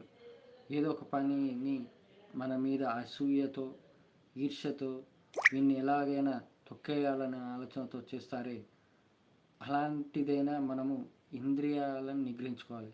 అప్పుడు కోపమైన, ఆవేశమైన ఈ బూతు మాటలైనా ఇవన్నీ తీసేయాలి. వాళ్ళు అలా చేసినా కానీ నవ్వుతూ వదిలేయాలి. నువ్వు గట్టిగా సమాధానం ఇయ్యి, కానీ నువ్వు చేసినంత వరకు చెయ్యి, మిగతాది ఆ దేవునికి వదిలిపెట్టు. అందుకే దైవనామస్మరణ చేయాలి. దైవనామస్మరణలో చాలా శక్తి ఉంది. అందుకే వారిష్ట దైవం నామస్మరణ ఖచ్చితంగా చేయండి. ముఖ్యంగా వెంకటేశ్వర స్వామి దైవనామస్మరణ చేస్తే ఇంకా చాలా మంచిది. ఇంకా కంటిన్యూ వచ్చేసి కొందరు తమ డబ్బుతో యజ్ఞయాగాలు చేస్తారు. ఇది దైవానుగ్రహం కోసమే. వేదాలను పఠిస్తూ చేసి వ్రతాలు పూజలు ఇవి చేయడం కూడా దైవానుగ్రహమే. కొంతమంది ధ్యానం యోగాల ద్వారా తను మనస్సుని దైవానుగ్రహం కోసం పొందుతారు, అంటే దైవానుగ్రహం కోసం ప్రయత్నిస్తారు. ఇది ఒక తపస్సులోనిది. ఎలాంటి ఆహారం తీసుకోకుండా తను శ్వాసనే ఆహారంగా తీసుకొని ధ్యానం చేయటం వల్ల దైవానుగ్రహం పొందుతారు. అది ఋషులు మునులు చేసేది. ఇక పై వాటిలో ఏది చేసినా మనము దైవానుగ్రహం పొందడానికి మార్గం అవుతుంది. మనం ఆత్మను మన ఇంద్రియాలను నిగ్రహించుకొని మన ఆత్మను పరమాత్మగా తెలుసుకొని మనము జీవిస్తే, భగవద్గీత ప్రకారం జీవిస్తే దైవానుగ్రహం పొందడానికి ఖచ్చితంగా దారి అవుతుంది. అలాగే కొంతమంది ఇది ముందు వస్తుంది. ఆ దేవుడు శ్రీకృష్ణ పరమాత్మ నెక్స్ట్ అధ్యాయాలు చెప్తాడు. అది అప్పుడు చెప్తాను. నెక్స్ట్ పైన చెప్పిన వాటిలో ఏ విధమైన ప్రయత్నం చెయ్యని వారు ఈ లోకంలోనే కాదు, మళ్ళీ వచ్చే జన్మలో కూడా సంతోషంగా ఉండరు, పతనం చెందుతారు. అందుకే మానవ జన్మ రహస్యం తెలుసుకోవాలి. మూగజీవాలు ఎందుకు జీవిస్తున్నాయి, మనం ఎందుకు జీవిస్తున్నాము, దానికి వాటికి తేడా ఏంటి అనేది తెలుసుకోవాలి. వెంకటేశ్వర స్వామి మనకు ఈ మానవ జన్మ ఇచ్చింది పునర్జన్మ లేకుండా చేసుకోవడానికే, ఆయనకు శరణు వేయటానికే. ఇది కాకుండా మనం ఇప్పుడు భగవద్గీత తెలుసుకోకుండా నీ ఇష్ట ప్రకారంగా నడిస్తే అప్పుడు ఈ జన్మలోనే కాదు వచ్చే జన్మలో కూడా ఇలాంటి కష్టాలు పడుతూనే ఉంటాము, నరకంలో పడుతూనే ఉంటాము. ఇక్కడనే కాదు, ఏదో ఒక దేశంలో, ఏదో ఒక ప్రాంతంలో, పాకిస్తాన్ కావచ్చు, ఆఫ్ఘనిస్తాన్ కావచ్చు, ఇంకా ఏ దేశంలో అయినా పుట్టి నరకాలను అనుభవించవచ్చు. ఇప్పుడు ఒక ఎగ్జాంపుల్ చెప్తాను. ఒక తల్లి కొడుకుని ఇష్టం వచ్చినట్టు కొడుతుంది. అది వీడియోలు కూడా చూస్తాము సోషల్ మీడియాలో. ఎందుకు? ఆ కొడుకు పూర్వజన్మలో ఎవరినో అలా కొట్టి హింసించాడు ఆ పిల్లవాడు పూర్వజన్మలో. అది కర్మకు ఇప్పుడు ఈ జన్మలో ఆ తల్లి ద్వారా ఆ కొడుకు అనుభవిస్తున్నాడు. ఇప్పుడు తల్లి ఎందుకు కోపిష్ఠురాలైందంటే, ఏదో ఒక జన్మలో ఎవరో తనను బాధించారు. ఆ బాధించటం వల్ల ఆ కోపం అనేది అలాగే ఉండటం వల్ల అది ఆ కోపం అనేది తీర్చుకోవడానికి మళ్ళీ ఈ జన్మలో పుట్టి తన కొడుకు మీద చేయి చేసుకున్నది. ఇది ఇద్దరి జన్మలు పూర్వజన్మలో ఎలా ఉంటాయనేది తెలుసుకోండి. ఇది అమృత తరంగిణి బుక్ ద్వారా తెలుసుకున్నాను. ఆ ఏడుకొండల వెంకటేశ్వర స్వామి తెలియజేశాడు కాబట్టి. అందుకే మనము ఈ జన్మ చివరి జన్మ అనుకొని మనము వెంకటేశ్వర స్వామికి దగ్గరైతే మళ్ళీ పునర్జన్మ లేకుండా. ఇంకోటి చెబుతాను, ఈ జన్మలోనే మోక్షం పొందడానికి ప్రయత్నించే వాళ్ళు ఈ జన్మలో కాకపోయినా వచ్చే జన్మలో అయినా వాళ్ళు చేసిన ప్రయత్నం వల్ల, అంటే ఇంద్రియ నిగ్రహాలు అదుపులో పెట్టుకొని భగవంతుని ఆశ్రయించి దైవనామస్మరణ చేయడం వల్ల వాళ్ళు వచ్చే జన్మలో అయినా ఖచ్చితంగా మళ్ళా వెంకటేశ్వర స్వామికి భక్తులుగా పుడతారు. ఏంటంటే పూర్వజన్మ పాపాలు ఉంటాయి కదా, కర్మ అనేది ఈ జన్మలు పట్టి పీడిస్తుంది. ఆ కర్మ అనేది అనుభవిస్తూ ఉండాలి. ఆ అనుభవం అంటే ఆ పాప కర్మలు అనుభవించినాకనే అప్పుడు దైవానికి దగ్గర అవుతాము. ఆ దేవుడు దగ్గర తీసుకుంటాడు. ఇప్పుడు నేనున్నాను, నాకు ఇంత జ్ఞానం ఇచ్చాడు, ఇంత ఆ వెంకటేశ్వర స్వామి ఆశీర్వాదం ఇచ్చాడు. కానీ మరి నేను సుఖంగా ఉన్నాను అనుకుంటున్నారా? ఉద్యోగం చేస్తున్నాను, 10 గంటలు 12 గంటలు ఉద్యోగం చేస్తున్నాను. అక్కడ మెంటల్లీ ఒక రకంగా టార్చరే. దేవుడిని అనుకుంటాను, తండ్రి ఎప్పుడు దీని నుంచి బయటపడేటట్టు చేస్తావు, నా లైఫ్ ఫ్రీడమ్ ఎప్పుడు ఇస్తావు అని ఆలోచిస్తాను. అది కూడా నేను నాలో అంటే పూర్వజన్మ పాపం ఇంకా ఉందనే అనుకోవాలా, లేకపోతే నాకు ఆ దేవుడు ఏదో ఎక్స్పీరియన్స్ నేర్పించడానికే అక్కడ ఉంచాడా అనేది తెలుసుకోవాలి. ఆఖరికి ఆల్రెడీ తెలుసుకున్నాను. అక్కడ మనుషుల్ని ఏ విధంగా చూస్తున్నారు, మనుషులు అంటే ఎంత గొడ్డులాగా పనిచేయడానికేనా అన్నట్టు చూస్తున్నారు. వాళ్ళ కష్టాన్ని గుర్తించట్లేదు, తక్కువ అంచనా వేయడము, వాళ్ళ తెలివిని ఇంకా తెలివి తక్కువ వాడిగా మార్చడానికి ప్రయత్నించే వాళ్ళు, ఇలాంటి వాళ్ళు ఉన్నారు. ఇది తెలుసుకోవడానికే నన్ను అక్కడ ఉంచాడు. దానికి మనము ఎప్పుడు తిరగబడతాము? దైవబలం వచ్చాక. ఆ దైవబలం ఆ వెంకటేశ్వర స్వామి ఇచ్చినప్పుడు. అప్పటి వరకు నేను భరిస్తూనే ఉన్నాను. అందుకే భరించక తప్పదు. అందుకే ఈ జన్మలో నాకు మోక్షం లభిస్తుంది. కానీ నాకు ఆ దైవ కార్యం చేయడానికి నాకు వెంకటేశ్వర స్వామి స్టెప్ బై స్టెప్ ఒక్కొక్కటి నేర్పిస్తున్నాడు. ఇక మీ అజ్ఞానాన్ని తొలగించుకొని అజ్ఞానంని తొలగించుకొని జ్ఞానంలో మునిగి ఉన్న వాళ్ళకు ఎప్పటికీ దైవానుగ్రహం ఉంటుంది. మనలోని అజ్ఞానం తీసేయాలి. నేను ఒకటి కొటేషన్ చెప్తాను కదా, నదిని ఆహ్వానిస్తారు, పూజిస్తారు, పూలు వేసి అలంకరిస్తారు, అంటే పూలేస్తారు నదిలో. కానీ అదే నదిలో రాయి వేసే వాళ్ళు ఉంటారు.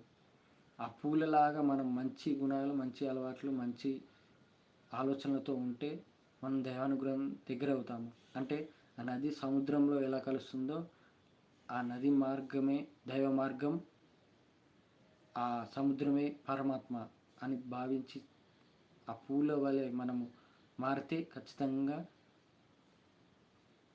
పరమాత్మలో కలుస్తాము.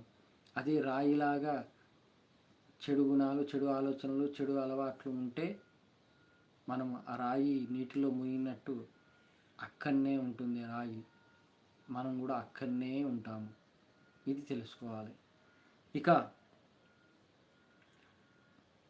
నీ దగ్గరలోని గుడిలోని పూజారిని ఆత్మజ్ఞానం తెలుసుకున్న నన్ను ఆయన అడగవచ్చు కామెంట్లో. మీకు ఏమైనా డౌట్స్ ఉంటే కామెంట్ పెట్టండి. ముఖ్యంగా పరమాత్మ సైన్యం గ్రూపు ద్వారా కూడా మాట్లాడచ్చు. ఇక అజ్ఞానం నుండి వచ్చిన జ్ఞానం ఇతర అజ్ఞానులను జ్ఞానంలోకి వెళ్ళే దిశలో తీసుకువెళతారు. ఇది నేను వివరించడానికి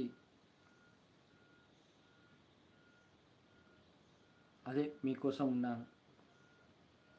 ఇక నేను మార్చుకున్న నా అజ్ఞానాన్ని తొలగించి ఆత్మజ్ఞానం పొంది దైవ మార్గంలో వెళ్ళటం, దీనివల్ల మానసికంగా సంతోషంగా ఉన్నాను. నేను కష్టాలు పడుతూనే ఉన్నాను, బాధలు పడుతూనే ఉన్నాను, కానీ మానసికంగా సంతోషంగానే ఉన్నాను. ఎందుకంటే వెంకటేశ్వర స్వామి అనుగ్రహం పొందాను, ఆయన ఆశీర్వాదం పొందాను. అది ఆత్మసంతృప్తి కాదా? ఆత్మసంతృప్తి కన్నా సంతోషం ఇంకెక్కడా ఉండదు ఈ ప్రపంచంలో. అలాంటిది పొందాను కాబట్టి నేను మానసికంగా సంతోషంగానే ఉంటాను. ఇక అర్జునునికి ఉన్న భయం, బాధ, ప్రేమ, మమకారాలను తీసేసి జ్ఞానం అనే ఆయుధంతో నీ యుద్ధాన్ని నీవు చేయము. మనం కూడా కష్టాలకు భయపడకుండా, బాధపడకుండా, కృంగిపోకుండా భయాన్ని, బాధని తీసేసి దేవునిపై భారం వేసి నీ పని నువ్వు చెయ్యి. ఇది అర్జునునికి చెప్పాడు. నీలో ఉన్న భయం, బాధను, ప్రేమ ఇవన్నీ తీసేయాలి. ఇప్పుడు మనలో కూడా ఒక మాయ ఉంటుంది. ప్రేమ అయినా కావచ్చు, భయం అనేది ఉంటుంది, బాధ ఉంటుంది, కృంగిపోవడం ఉంటుంది, ఇంకా ఎన్నో ఉంటాయి. అహంకారం ఉంటుంది, ఈర్ష్య ఉంటుంది, ద్వేషం ఉంటుంది. ఇవన్నీ తీసేయాలి. తీసేస్తే అప్పుడు నీలో ఉన్న పరమాత్మను తెలుసుకుంటావు. అప్పుడు నీ జీవితం అంతా దేవునిపై భారం వేసి జీవిస్తావు. ఇక ఇది అండి అధ్యాయం 4. మీకు చాలా నచ్చిందని అనుకుంటున్నాను. ఎందుకంటే ఇంత మంచిగా చెప్పేవారు ఉండరు. ఎందుకంటే ఇప్పుడు భగవద్గీతలో 4 శ్లోకాలు చెప్పి అర్థం చెప్పంగానే వాళ్ళను గట్టిగా దైవ సంభూతులుగా పూజిస్తారు. ముసుగేసుకున్న వాళ్ళను పూజిస్తారు. ఇక వాళ్ళే దేవుళ్ళు అంటారు. కానీ వాళ్ళైతే చెప్పరు, నీలో ఉన్నాడు పరమాత్మ, నన్ను ఎందుకు పూజిస్తావు, నన్ను ఎందుకు నా కాళ్ళు ఎందుకు పట్టుకుంటావు, నీలో ఉన్నాడు, నాలాగా నువ్వు మారు అని ఎవ్వరు అనరు. అందుకే నేను చెప్పినట్టు ఎవరైనా చెబుతున్నారా అనేది మీరే ఆలోచించండి. ఆ వెంకటేశ్వర స్వామి చెప్పిస్తున్నాడు అంతే. నేను నిమిత్త మాత్రమే. నేను వెంకటేశ్వర స్వామి చెప్పిస్తాను. ఇక టాపిక్స్ వచ్చేసి వెంకటేశ్వర స్వామి కలిసి చెప్పింది మీకు చెప్పాను. మీరు దేవుని ముందు అందరూ ఒక్కటే. ఎందుకు స్పెషల్ దర్శనం తిరుమల. నేను మొన్న తిరుమలకి వెళ్ళాను. సామాన్య భక్తుడిగా సర్వదర్శనానికి వెళ్ళాను. 12 గంటలు పట్టింది. అందులో ముసలి వాళ్ళు, చిన్నపిల్లలు, పుట్టిన పిల్లలు, తల్లులు, ఆడవాళ్ళు ఎంతో అవస్థలు పడ్డారు. 12 గంటలు ఉండి కొన్ని కిలోమీటర్లు నడిచి అప్ అండ్ డౌన్, పైకి కిందికి తిప్పి మళ్ళా ఇరుకుగా ఒత్తుకొని ముసలి వాళ్ళైనా, ఆడవాళ్ళైనా, చిన్నపిల్లలైనా ఎంతో బాధపడ్డారు. అది ఫ్రీ దర్శనం. మరి 300 రూపాయల టికెట్లు పెట్టారు, 10,000 టికెట్లు పెట్టారు, ఇంకా 1,00,000 రూపాయలు ఏదో డొనేట్ చేస్తే ఇంకేదో స్పెషల్ అంట. అదేనా తిరుమల వెంకటేశ్వర స్వామి దర్శనం పొందడానికి కమర్షియల్ చేస్తున్నారేంటి మీరు టీటీడీ వాళ్ళు? భగవంతుడు అందరినీ ఒకేలాగా చూస్తాడు. పేదవాడైనా, గొప్పవాడైనా, ఎంత బిలియనర్ అయినా, పేదవాడైనా సాష్టాంగ నమస్కారం చేయాలి, బిలియనర్ అయినా సాష్టాంగ నమస్కారం చేయాలి. ఎందుకంటే మనిషిగా పుట్టినందుకు నీకన్నా నేను ఎక్కువ కాదు, నీ పాదాల దగ్గరనే ఉంటాను, నీ పాద దాసుని అని భావించి చేయాలి. కానీ 300 రూపాయల టికెట్లు పెట్టి, 10,000 రూపాయల టికెట్లు పెట్టి, 1,00,000 రూపాయల డొనేషన్లు తీసుకొని దేవుణ్ణి కమర్షియల్ చేస్తున్నారు. ఆ వెంకటేశ్వర స్వామి నాకు అది తెలియజేస్తున్నాడు. అరే, సామాన్య ప్రజలు ఎంత ఇబ్బంది పడుతున్నారో చూడు, వీళ్ళు అవస్థలు పడుతున్నారు, నువ్వు తెలుసుకో. మాట్లాడే రోజులు ఉన్నాయి, మార్చే రోజులు ఉన్నాయి. నేనంటున్నాను, ముసలి వారికి సపరేట్గా ఉండాలి క్యూ లైను, ఆడవారికి, చిన్నపిల్లలు ఉన్నవారికి సపరేట్ ఉండాలి. అలాగే బిలియనీర్ అయినా కానీ, ఎంత దేశ అధ్యక్షుడైనా కానీ సామాన్య మానవుడిగా తిరుమల దర్శనం చేసుకోవాలి. అప్పుడే దేవునికి అందరూ సమానమవుతారు. డబ్బు ఇచ్చిన వానికి ఒక రకంగా, సామాన్య ప్రజలు అరే ఎలా ఉంటుందంటే వాళ్ళకు మళ్ళీ ఇంకోసారి తిరుమలకి రావాలంటే భయపడుతున్నారు. అలా చిరాకు పుట్టిస్తున్నారు జనాలకు. మొత్తం కమర్షియల్ చేస్తున్నారు. ఊర్లల్లో గుళ్ళు కట్టి కమర్షియల్ చేస్తున్నారు. ఇప్పుడు తిరుమలను కూడా అలా మార్చుతున్నారు. ఆ వెంకన్న తండ్రి త్వరలోనే బుద్ధి చెప్పే రోజు వస్తుంది. అందుకే ఈ స్పెషల్ దర్శనములు తీసేయాలి. ప్రతి ఒక్కరూ సామాన్య మానవుడిగానే వెళ్ళాలి. సాష్టాంగ నమస్కారం ఖచ్చితంగా చేయాలి. ఆ దేవునికి ముందు నేను తక్కువనే అని నిరూపించుకోవాలి. సామాన్య మానవుడిగానే వెళ్ళాలి.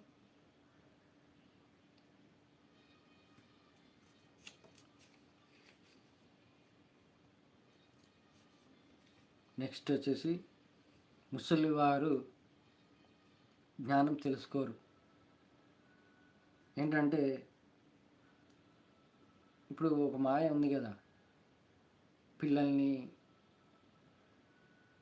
పోషించడము, అది ధర్మంగా పోషిస్తున్నారా అధర్మంగా పోషిస్తున్నారా పక్కకు పెట్టుతారు. సంపాదించాలంతే, సంపాదించాలి, గొప్పగా జీవించాలి, వాళ్ళ పిల్లల కోసం కూడబెట్టాలి, మూట కట్టాలి. ఆ తర్వాత ఇంకోటి ఏంటంటే, ఎగ్జాంపుల్ చెప్తున్నాను, ఎంతో జ్ఞానంతో ఒక వ్యాపారం చేసి డెవలప్ అవుతాడు. ఆ వ్యాపారంలో సబ్జెక్టుని తెలుసుకొని ఎంతో బ్రెయిన్ చాలా షార్ప్గా తయారవుతుంది, ఫాస్ట్గా తయారవుతుంది. కానీ నువ్వు అక్కడ ఉపయోగించే డబ్బు కోసం ఉపయోగించే జ్ఞానము నువ్వు భగవద్గీత తెలుసుకోవడానికి ఎందుకు ఉపయోగించటం లేదు? భగవద్గీత తెలుసుకోవడానికి నీ జన్మ ఎందుకనేది తెలుసుకోవట్లేదు. నీ జన్మ అసలు ఆ వ్యాపారంలో నీకు పనిచేసే ఎంప్లాయీస్ అయినా ఆ దేవుడిచ్చింది అని ఎందుకు తెలుసుకోవు? నేను ఇంతకుముందు ఎగ్జాంపుల్ చెప్పాను, అన్నీ ఇచ్చింది దేవుడే అని. మరి అలాంటప్పుడు ఎందుకు తెలుసుకోవు? ముసలివాడైనాక, రిటైర్ అయినాక నేను అంత సంపాదించాను, ఇంత సంపాదించాను, నాకు అవి అక్కడ ఉన్నాయి, ఇవి ఇక్కడ ఉన్నాయి అని గొప్పలు చెప్పుకోవడానికే బతుకుతున్నారు. ఇది మారాలి. వాళ్ళ పిల్లల్ని అలా తయారు చేస్తున్నారు. ఇది మారాలి. ఇక నేను చెప్పాను కదా, జీవాత్మ, పరమాత్మ తెలుసుకున్నాను. నేను ఎప్పటి వరకు జీవినంటే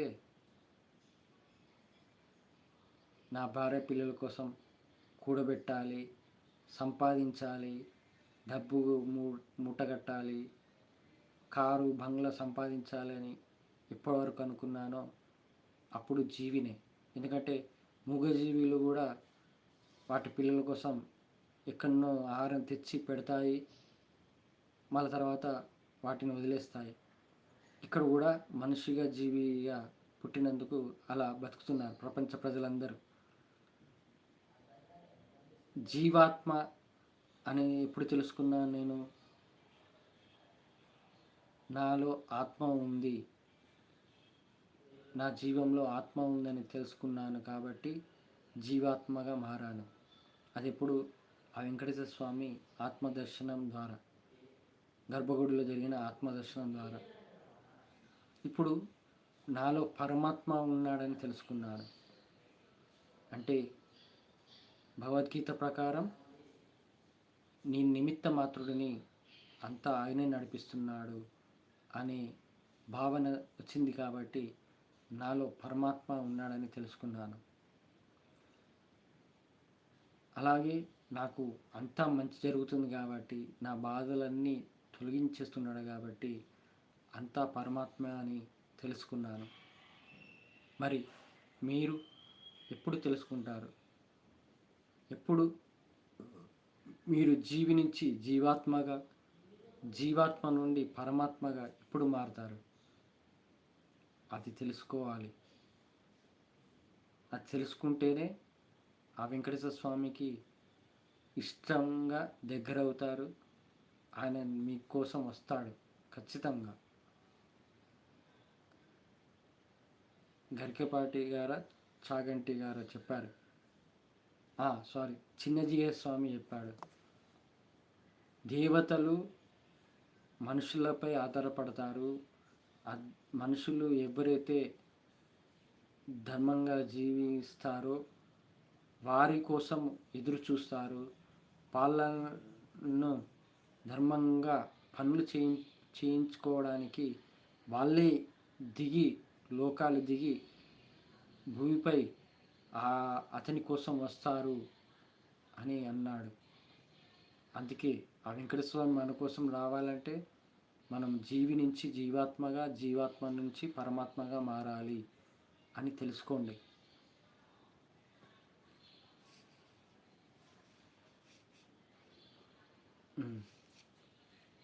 కొంతమంది జీవితంలో అన్ని కష్టాలు పడుతూనే ఉంటారు, బాధలు పడుతూనే ఉంటారు. అదేంటంటే పూర్వజన్మ పాపం వల్ల పడుతూనే ఉంటారు. అప్పుడు ఏమైనా వస్తుందంటే నోటి నుంచి ఈజీగా దేవుడు ఎక్కడున్నాడు, దేవుడు ఏం చేస్తున్నాడు, నాకేం చేయట్లేదు, దేవుడే లేడు అని అంటారు. కానీ అలాంటి వాళ్ళని కూడా మార్చే రోజు రావాలి, వస్తుంది. అలా ఎలా మార్చాలంటే, ఇప్పుడు తిండికి ఇబ్బంది పడే వాళ్ళకు మనం తిండి పెడతాము, వాళ్ళ కడుపు నింపుతాము. అప్పుడు వాళ్ళలో ఒక ఫీలింగ్ వస్తుంది, దేవుడిలాగా వచ్చాడు, నా కడుపు నింపాడు ఆ దేవుడే అని. అప్పుడు వాళ్ళకి ఎలా ఫీలింగ్ వస్తుంది, దేవుడు ఉన్నాడని ఫీలింగ్ వస్తుంది.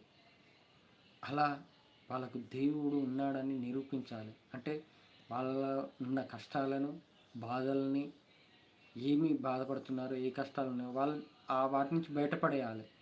మనం అలా సహాయం చేస్తే వాళ్ళలో దేవుడిని గుర్తు చేయడానికి మనం ఒక మార్గం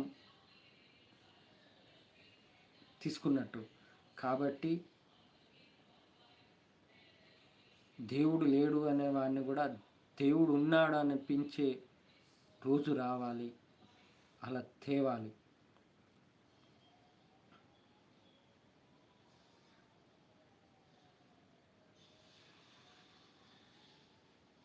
ఇప్పుడు చిన్నప్పటి నుంచి 3 పూటలు అన్నం తింటాము,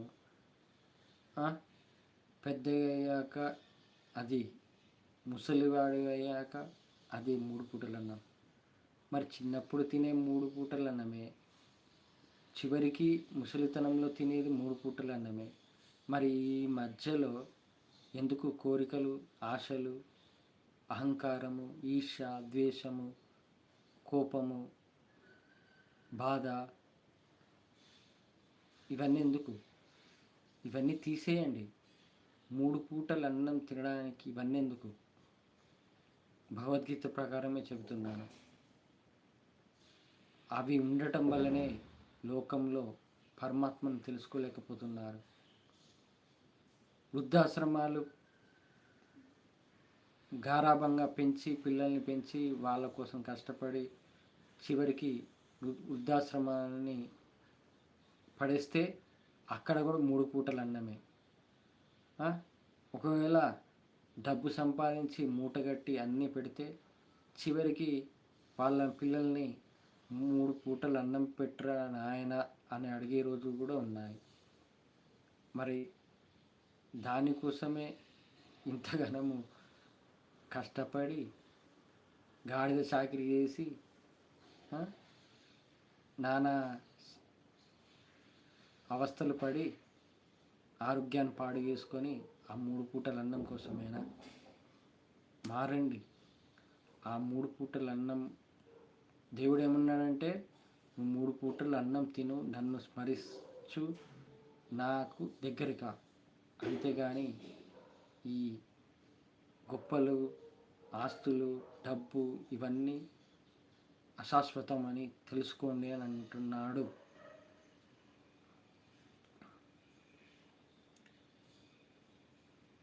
ఇప్పుడు మనము ఎవరో ఏమన్నారని బాధపడతారు కొంతమంది.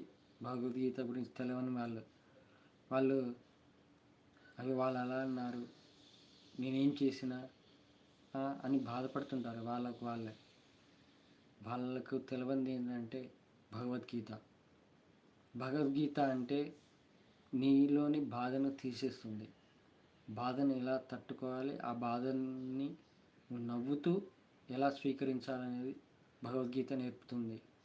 అందుకే భగవద్గీత నేర్చుకోండి, ఎవరు ఏమన్నా పట్టించుకోకండి, వాళ్ళ కర్మలు వాళ్ళు అనుభవిస్తారని భావించి జీవించండి. నెక్స్ట్ వచ్చేసి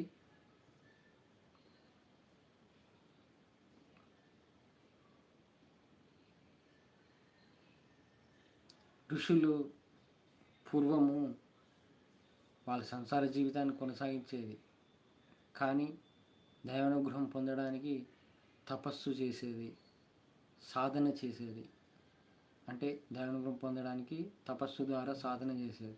కానీ మనం ఈ కలియుగంలో ఒక్క భగవద్గీత ద్వారా సాధన చేయాలి. శ్రీకృష్ణ పరమాత్మ చెప్పినట్టు నడుచుకుంటే నువ్వు దైవానుగ్రహం పొందుతావు. ఆ ఋషులు ఎలా చేశారో మనం ఈ కలియుగంలో భగవద్గీత ద్వారా మనము సాధన చేసి ఈజీగా పొందొచ్చు. ఋషులు సంవత్సరాలు తపస్సు చేసేవాళ్ళు, కానీ ఈ కలియుగంలో మనుషులకు వెంకటేశ్వర స్వామి ఇచ్చిన సువర్ణ అవకాశం.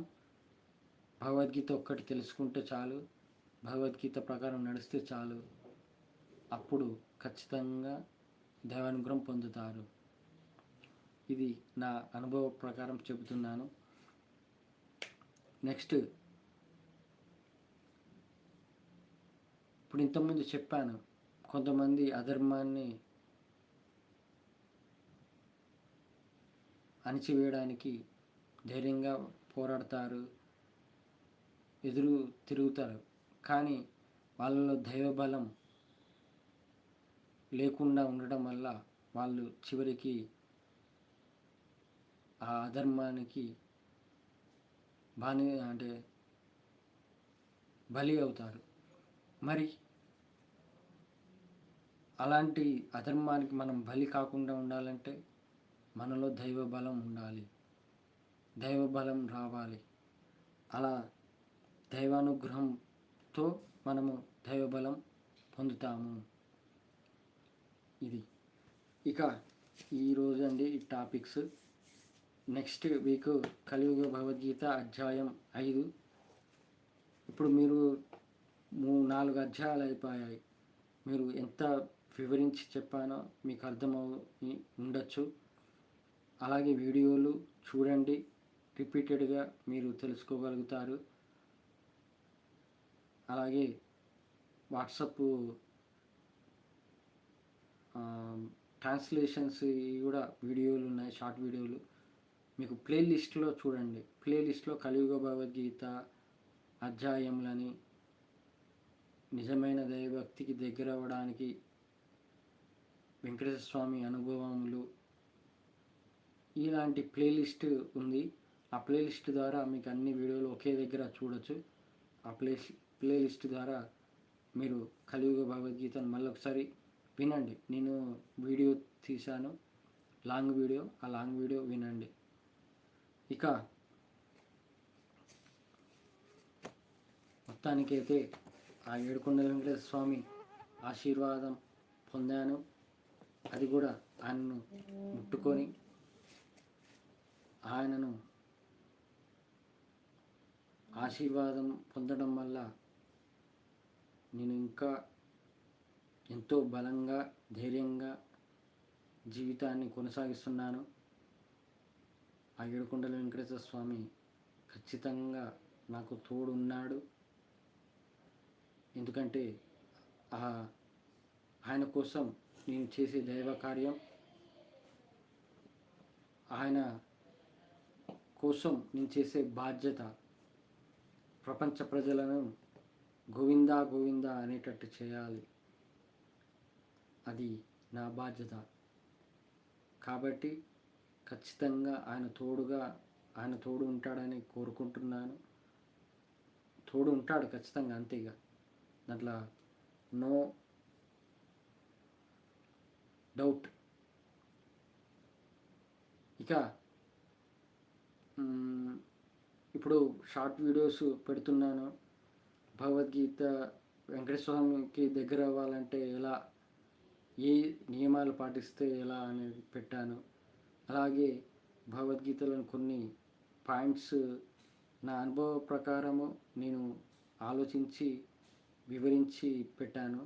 వాట్సాప్ షార్ట్ వీడియోస్ మీకు షార్ట్స్ వీడియోలో రీసెంట్గా భగవద్గీతలోని ముఖ్యమైనవి మీకోసం మరికొన్ని అనే వీడియో చూడండి. అన్ని భాషల్లో వస్తుంది. ఇక మున్ముందు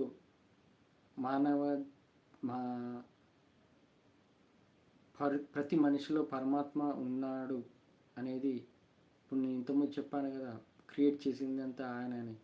దాన్ని వివరించడానికి ఒక వీడియో పెడతాను. అలాగే ఆ ఏడుకొండల వెంకటేశ్వర స్వామితో పాటు నేను కూడా బాధపడుతున్నాను అనే వీడియో కూడా త్వరలో పెడతాను. ఎందుకంటే టైం కుదరట్లేదు, అసలు చేయడానికి కూడా వీలు ఉండట్లేదు. లాంగ్ వీడియో ఇంకా ముందు ఆయన ఏం చేపిస్తాడో ఆయనకే తెలుసు. ఇక సెలవు తీసుకుంటాను. అందరికీ మన ఛానల్ సబ్స్క్రైబర్లు 1000 మంది పైన ఉన్నారు. కలియుగ అన్నమయ్య ఛానల్ సబ్స్క్రైబర్లు కూడా ఇప్పుడిప్పుడే పెరుగుతున్నారు, 80 మంది ఉన్నారు.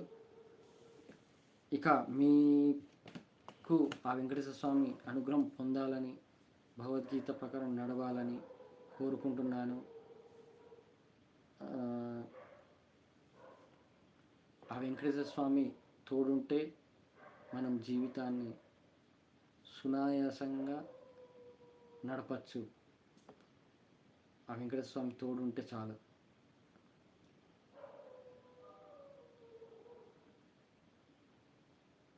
ఓకే అండి, thank you so much. Next week Bhagavad Gita అధ్యాయం 5. మీరు భగవద్గీత అధ్యాయం లైవ్లో వింటే ఇంకా చాలా సంతోషంగా ఉంది. ఎందుకంటే అధ్యాయాలు వింటుంటే మీకు తెలిసినాక ఇంత ఉందా భగవద్గీత అనేది మీరే ఊహించలేని విధంగా ఉంటుంది. నేను అలా అనుభవించాను కాబట్టి చెబుతున్నాను. 18 అధ్యాయం వచ్చే వరకు నేను ఎంతో ఆతృతతో ఉన్నాను. ఎందుకంటే శ్రీకృష్ణ పరమాత్మ ఏమి చెబుతాడో నేను వినాలి, తొందరగా వినాలి, నేను తెలుసుకోవాలి అనే భావన ఎంత ఉంటే నేను అలా చెప్తాను మీకు. కాబట్టి భగవద్గీతను ప్రతి వారం లైవ్లో వినండి, తెలుసుకోండి. మీ గురించి, మీలో ఉన్న శక్తిని, పరమాత్మ శక్తిని తెలుసుకోండి. ఓం నమో వెంకటేశాయ నమః. గోవింద గోవింద. ఏడుకొండలవాడ వెంకటరమణ గోవింద గోవింద. ఆపద మొక్కులవాడ అనాథరక్షక గోవింద గోవింద. ఓం నమో వెంకటేశాయ నమః. ఓం నమో శ్రీనివాసాయ నమః.